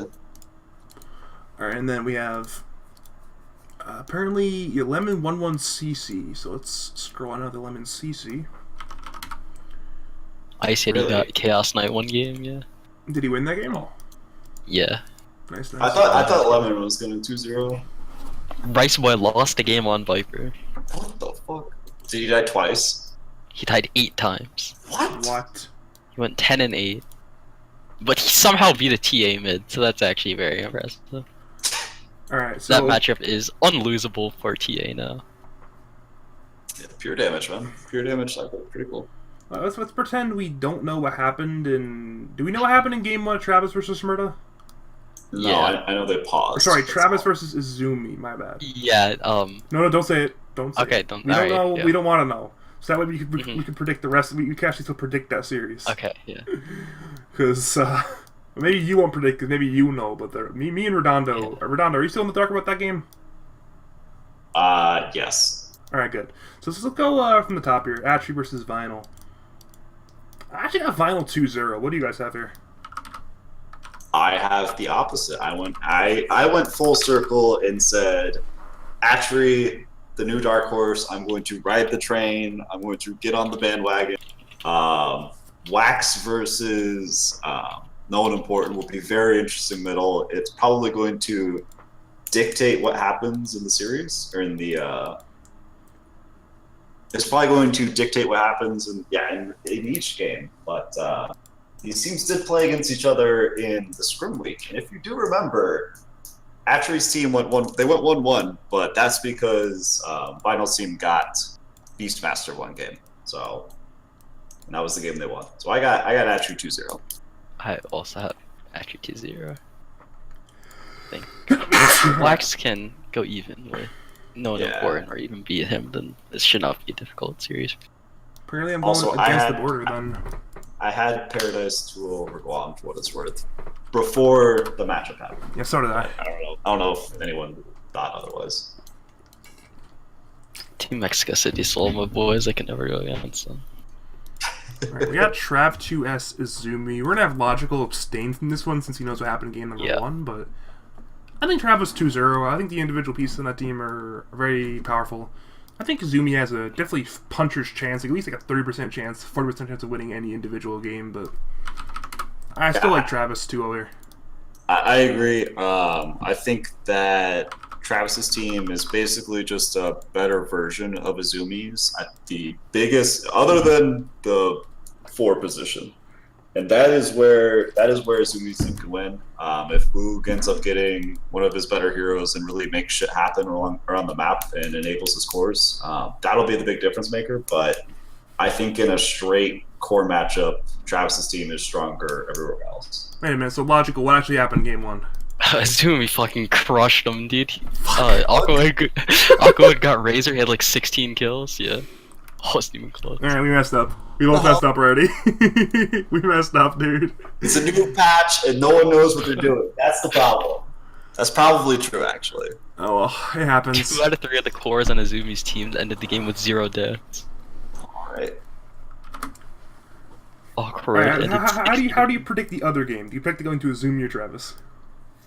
I mean, based off of that game, I'm going to go with Izumi. But You can't change. I'm asking Logical to give the 1-0 or the 0-1. You've already predicted your 2-0. I think Izumi's team will 2-0. I'll give you a 1-0 because you already know the outcome of the other game. So I'll give you a 0-1. Let's go with Near Sill. What happened in Near? I'm guessing Near will 2-0 Sill here, but I feel like doubting Sill has gotten me into issues in most of my predictions, so I might as well double down here. Predict Near to win 2-0. That was dark shit, right? Yeah. that was what? The like whole dark drama, hubris. Yeah, That situation. Yeah, I get it. Yeah. So this is really weird because I think Frenzy's really good and Near's really good and their offlaner is really good. Turfilion or whatever. But yet again, for the 3rd week in a row, I am picking Near's team to lose. So they are not 0-3 so far. So you're predicting 0-2 in favor of Sill. Yes, I think 2-0 Sill again. I don't know. Like I think that Near's team has just matched up against teams that I like a little bit more. I still think they're very good. I still think they're an absolute lock for the playoffs. But I think that I don't know. Maybe if Logical hadn't slept through his game or whatever, and then Dark actually had internet, that maybe I'd be right. It's kind of tough to call, but now with Cosmic Middle, it's a different beast. I think it'll be near 2-0. I think like their tricore a little bit better than Sill's team. I think Hype's good, but honestly, even though he's a 4 player, I think he's better as a core player, and I think overall they should outmatch him. Alright, I think this is definitely the matchup of the week here. We have Dark up against Imperial. I think these are 2 fairly evenly matched teams. Wait. Matchup of the week? I think so, yeah. I mean, you have no fucking way, man. Okay, later on you'll Okay. Anyway, Dark versus Imperial. I mean, you have 2 extraordinarily good top-end players in Dark and Empyrean, and you have 2 good other sets of cores between Punani and Alcatraz versus Turfelian Filski and Smag. I think overall here you've got 2 very good teams, and I think this is a matchup of 2 of the real top 5 heavyweight teams here. I have a 1-1. You copped out. I'm disappointed. I have Imperial 2-0. Dark 2-0. Wow, Logical and I just disagree with each other constantly. This is not good. I thought we established that he's Sean McVay, so I'm just like, I'm an idiot. Who's the worst coach in the league? I'm Hugh Jackson. Fuck. Dude, as somebody who watched Hugh Jackson coach in like 30-something games, I can guarantee you he's possibly the worst coach in sports history. He's that bad. So, I don't know. I think this is where Alcatraz swim team falls behind the other 3 cores. I was super impressed with Filski on Imperium's team. I think he is going to be the playmaker and the difference maker. The biggest question mark though going against me is the Dark versus unnamed mid player. I saw that matchup in a playoff series 2-3 seasons ago, and Dark had more denies than unnamed mid player had CS in like 15 minutes. So that's the big difference maker. That's where I could see it swing quite drastically in the opposite direction. But as of right now, I think Imperium seems a little bit stronger. Is Smack just Voldemort to you, dude? I've He never must not lost be to named. Phoenix mid. I think Smack Tracks will have quite a difficult time in the mid lane. Yeah, I think that it's going to be Dark versus a lot, and I think Filski is going to have a good enough game to kind of mitigate that. You know, I think he's going to be able to make some plays on middle and make some kills happen. Dark will be overconfident after defeating the mighty Voldemort.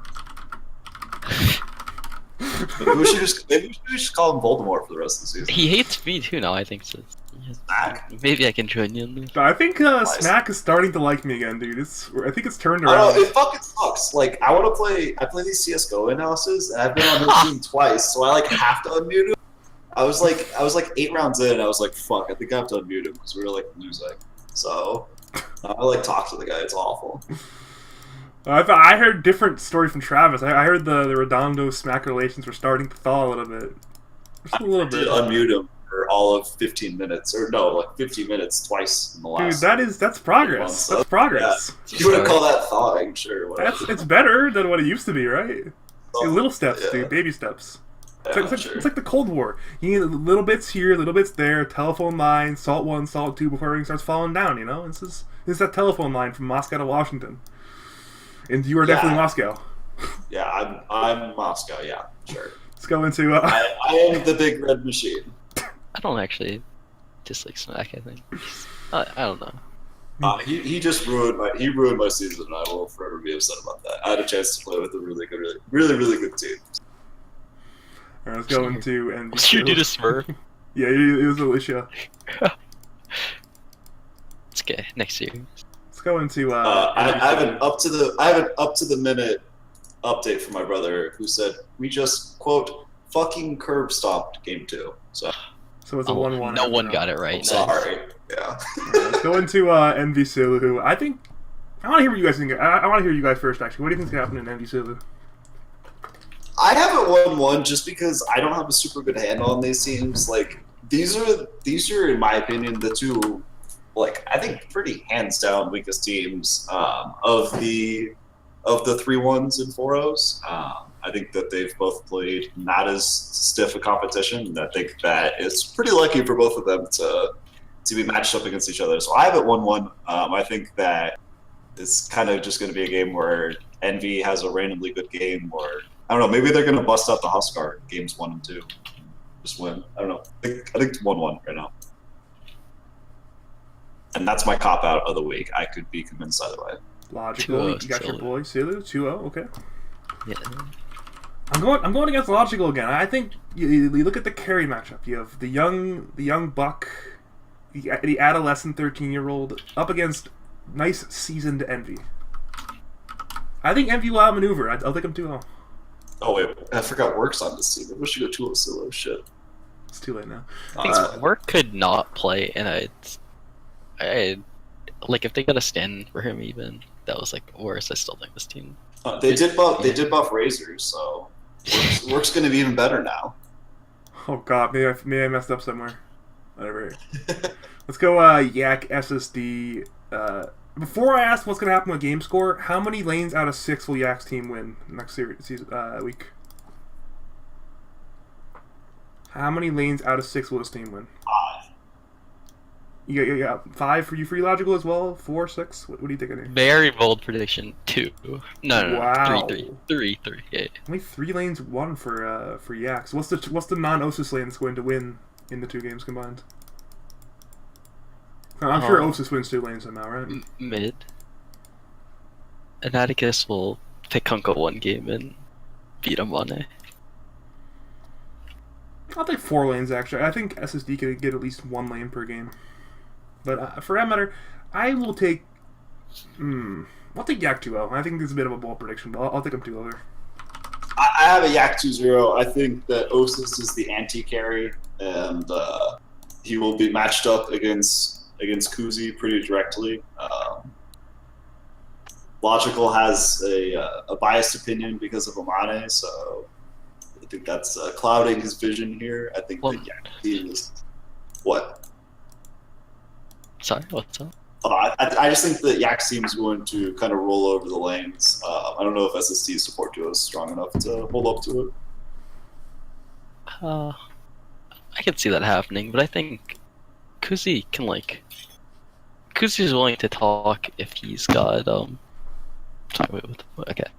Kuzi's willing to talk if he's got people that he likes around him, and I've heard pretty good things for what he has to say about his team. So I think he'll be willing to run stuff enough to the point where they can at least take 1 game, and I think it'll be 1-1 SSD. Yeah, I could absolutely see it happen. I can see the same thing.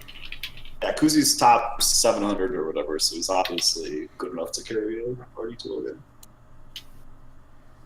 Alright, we got Jay up against Roar. I think it's a really interesting series. What do you guys think? Yeah, I have no fucking idea. This is a series where the new patch is gonna play a big factor because these players were already playing a bunch of random shit already, so they're just gonna probably just happen into a really, really good lineup and stomp a game. I have a 2-0 RAR, and I don't know why I wrote this, so that should go tell you how confident I feel about that pick. I put 2-0 just because I couldn't pick between the two, and just kind of went with my gut. I agree. I think this one will be 2-0 RAR as well. I think they overall just kind of have a little better team. They got similar safe lane player skill level.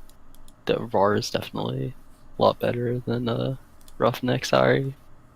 And I think it's mid player for RAR again. It's Saul, right? I think he'll at least be able to hold himself and not feed to Jay. Yeah. I will take the 1-1. I think that 1 game will come on the back of the god himself, Roughneck Dota. He's gonna hear what Logical said and say, Logical died. He doubts me. I am going to dumpster, and I think he will definitely get a win here. Alright, we got Sasquatch up against your team, Logical. Logical, do you have your team 2-0? Yes. The true matchup of the week. Logical himself versus Sasquatch Middle. Hello? Mike Okay, versus, maybe you're versus LTH? Maybe Hello? you're right. Maybe you're right with that. Yeah, we literally have. How is this not the matchup of the week? Come on, man. Pancho? LTH? Sasquatch versus Logical and Mike? Okay, maybe you were right here, Redondo. Maybe you were right. So what do you have as a score for the matchup of the week then, Redondo? Oh, I have it 1-1 because I'm not picking between these two people. Fucking lame. Yeah, I will pick between these two people. I will. I legitimately think it will be a 1-1. If I had to pick a 2-0, I would pick 2-0 Logical. Not because you're on, but because you're a better mid player than Sasquatch is. I'll just ban Medusa because although he did invent it, it is one of the few heroes that I think he is. He is the creator. See, I think I know what's going to happen here. See, Logical's going to win both the laning phases. I'm not going to doubt that at all. Logically, you're a much better lane player. But Sasquatch is a truly large brain gamer. That man has more brain cells than, IBM's Watson. That man will outmaneuver 2-0. It's also a new patch, so being smart at Dota doesn't help as much. Dude, he's ready. He has an encyclopedic knowledge of every single hero in Dota. Him and Jakku are just sitting there in a dark little dungeon, theory crafting circle strats in their dojo. They are ready for this dude. Jakku is not on this team. It's LTH. I know, but I'm sure they talk to each other. Word gets from one place to the other. They all do, and so does Logical. That's the squad. I don't know. I got it 1-1. I think I would lean slight Logical, but I do think it's going to be a 1-1. I'm gonna have a real bad prediction week, aren't I? No, I'm against the grain here, every single series. Oh well, we got Jeff Can't Be Tamed Pest up against Oracles. I have a 2-0 Donger. This is my 1-3-0. Yeah, this is a 3-0. The last time I think I did 3-0. Paradise Week. No, I did that. Yeah, I did that for Paradise. Never mind. And Yeah, then they did win. They did win 3-0. No, 2-0 for me. 2-0 for me. You put 3-0 for Donger. Are you that confident in Donger winning your logical? Honestly, not really, but I said they were going to be the best team in the division, so I have to stay behind that. Bold.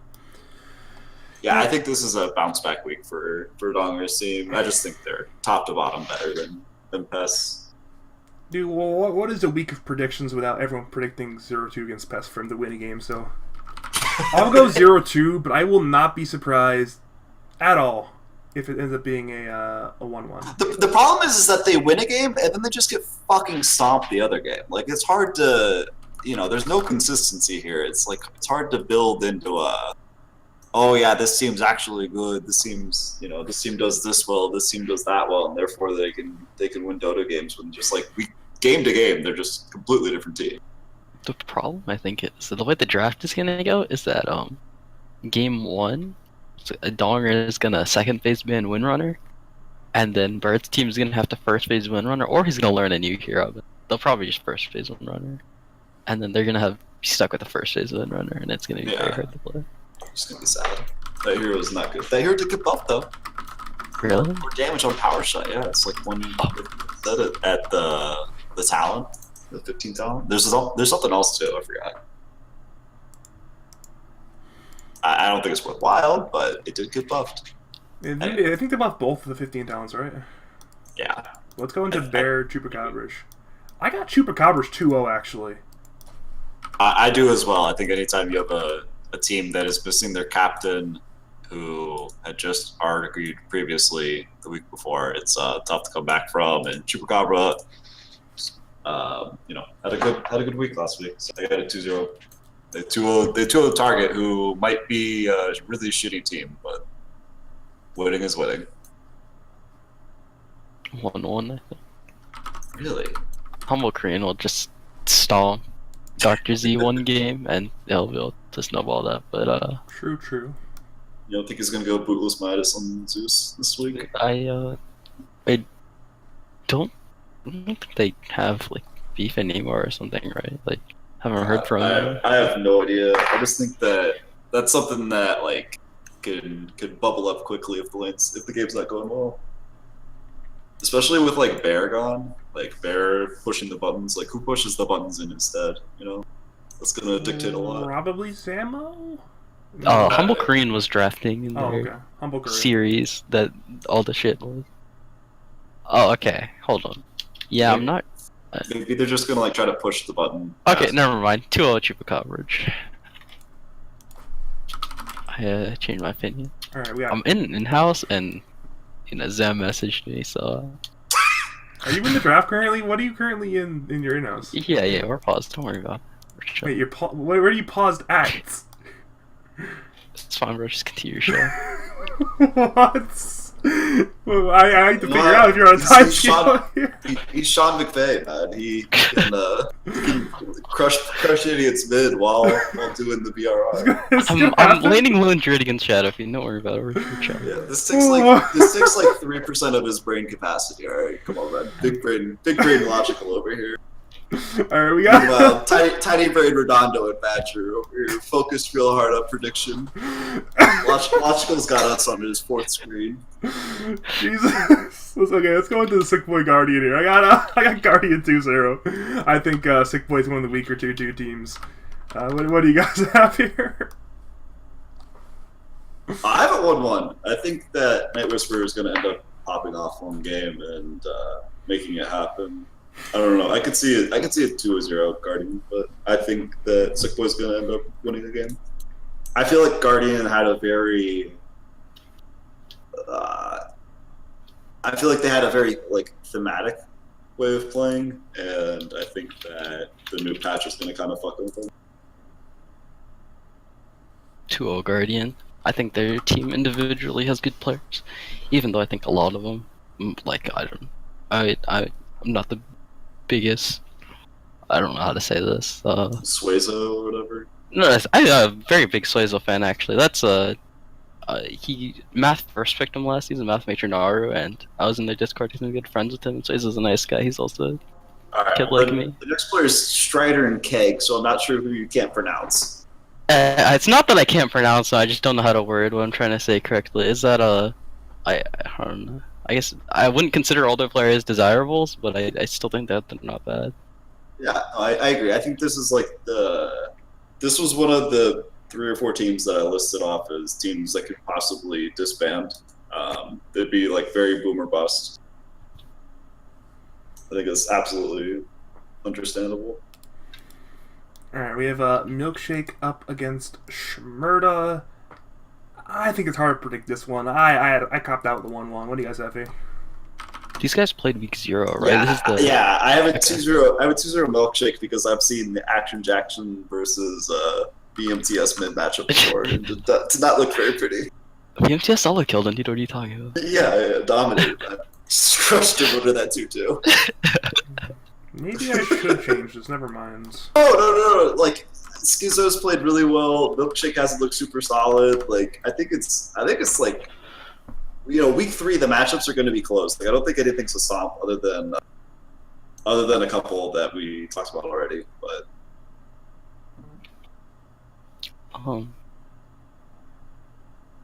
Two a Milkshake. Yeah, same. I agree with that. Actually, yeah. Two a Milkshake.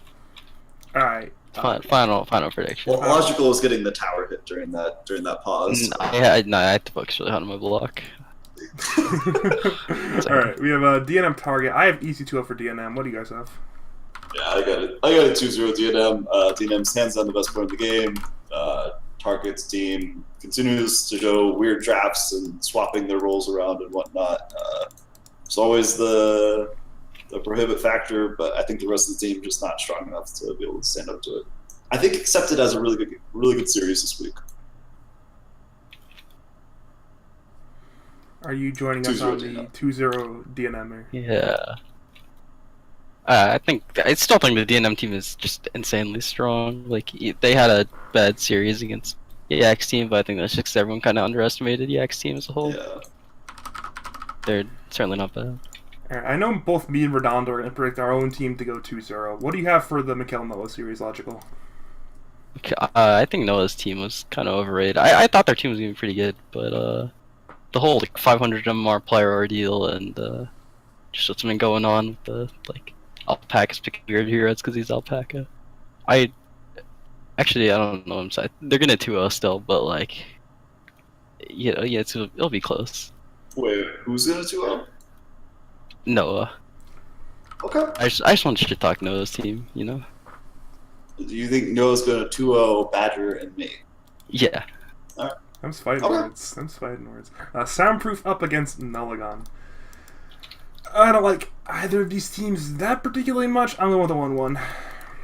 I also have it 1-1. I think one game Same. Soundproof does really well, and one game Gohan does really well. That is all. All right, question mark McSnazzy. Yeah. I don't like Nulligon's team very much, No, and I think they're very bad.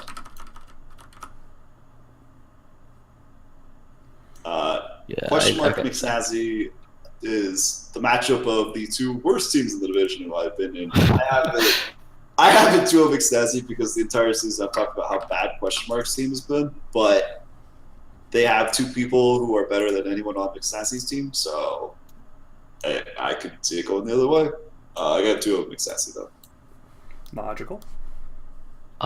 Having not played question mark's team, I'm gonna say 2-0 question mark. Yes, you've played McSnazzy. Yeah. Okay. For what it's Maybe. worth, Badger, for what it's worth, we should start with the bottom and work our way up so we get to the better matchups as we go later. Makes sense. That makes sense. I think it's better. And at the bottom of the standings, we have the artist formerly known as Playmaker, now known as Insom, taking on the Wizard of Chaos. I'm taking the once again cop out 1-1. What about you guys?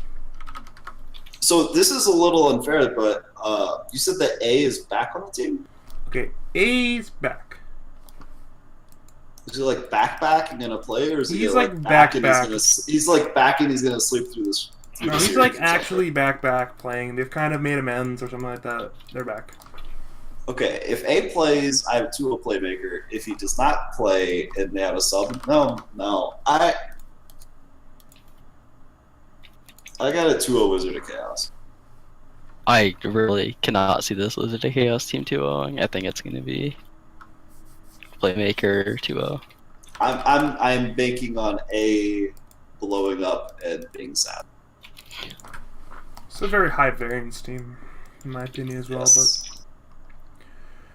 I think Wizard of Chaos is bottom 3 with question mark and Xanasi if I had to like rank teams, but I think Playmaker's team after their mid player killed his items and ran down middle, it's tough to recover from that a week later. All right, we only have one Twitch chat question today, very few today, but one question is for both of you guys. Actually, me and Redondo have already answered this question, so I'll ask it the logical alone. Would you expect to be the first disbanded team this season? Controversial opinion, Team Shmurda. Really? Yeah, got some insider information, that's all I want to say. Alright, there we go. And then, otherwise, I saw something in the Discord from Punani about, Punani saying RD12 players kept taking his lane in pubs. Next time I see Logical in my game and he steals my mid, I'm going to axe his lane. What's your thoughts on the statements? I think, Punani is my boy, he never did that to me. But thank you guys for being on the show tonight. Usually you'd have more Twitch chat questions, but I believe Logical is about 4 minutes into a Dota game currently. Yeah, actually 5:30. I'm laning against A currently. All right, so wait, did you ask him if he's gonna play this week? I didn't have time to add. I was busy solo killing him as Lone Druid. I got 2-0, not Ace team. Hey, you have 2-0 for Wizard now. I've had 2-0 for Wizard. Oh, you did? Yeah, man. But I stick with my team. Usually we'd answer more Twitch chat questions, but we are a little bit short on time for our man Logical, I'm assuming. So at this point, Logical, do you have any final words, any shout-outs, any calls to say to the people who are already 2-0? Not really. I kind of said everything I wanted to say, but I actually like to shout out my team, especially Mike Hanmingzi. He's very good at being that dad figure where he's never impressed. I'll be 20-0 on Meepo, but still he'll act like we're losing the game. The true Asian parent. Exactly, yeah. That's Mike. I think that could be important to have on a team. Always pushes you to be better. Yeah, exactly. I'll have to go 21-0 while chain netting people for Punani's fantasy. Alright, so Redondo, as always, thanks for coming. What are you know the drill. What do you have to say, sir?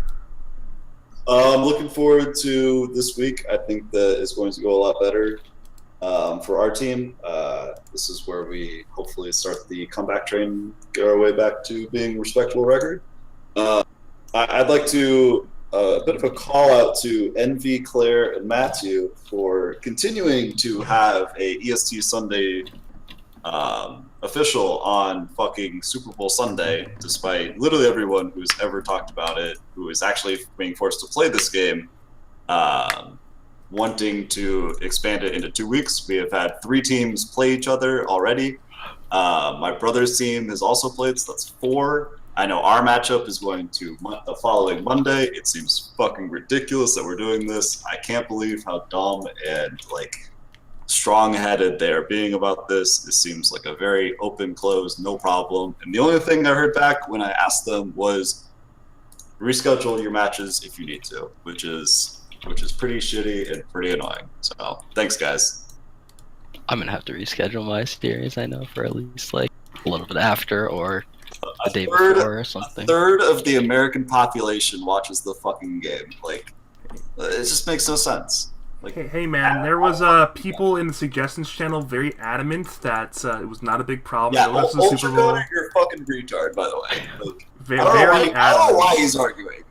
He's not in the fucking division. He's Canadian. this. Like, what the fuck, man? Hey man, he Like, fought for like, Canadian Thanksgiving. Ultra's Dude. Canadian. He doesn't. Yeah. Dude, No. there's 37 million Canadians. We need Canadian Thanksgiving off. There's 110 million people watch the Super Bowl. We cannot have that off, dude. 37 million is larger than 110 million. You should know Yeah, that. he's much. talking about like the Cricket World Cup. Like, we should take Cricket World Cup off. Like, fucking kill yourself, man. Jesus Christ. Be nicer, Rolando. All right, one more thing. For Super Bowl predictions, I got Patriots. You guys, Rams, Patriots. I don't watch football. I'm from Los Angeles, so I think I'm obligated to go for the Rams, just because, like, fuck the Patriots. So, I feel that. Yeah. Hey man, Yeah. fuck Stan Kroenke. I mean, sure, but like Tom Brady. But yeah, I will give a shout out as always to all the content creators of RD2L. Best of luck in your matches. I wouldn't say Sunday, but over the next 3 days, 4 days or so. Over the next 10 days, because people are going to use the entire day to fucking schedule their matches. Like, this is so stupid. Like, we're not going to get matchups until, like, Tuesday. Like, because we're playing Monday. Yep. But regardless, Fucking dumb. have a nice night, folks. Yeah, goodbye.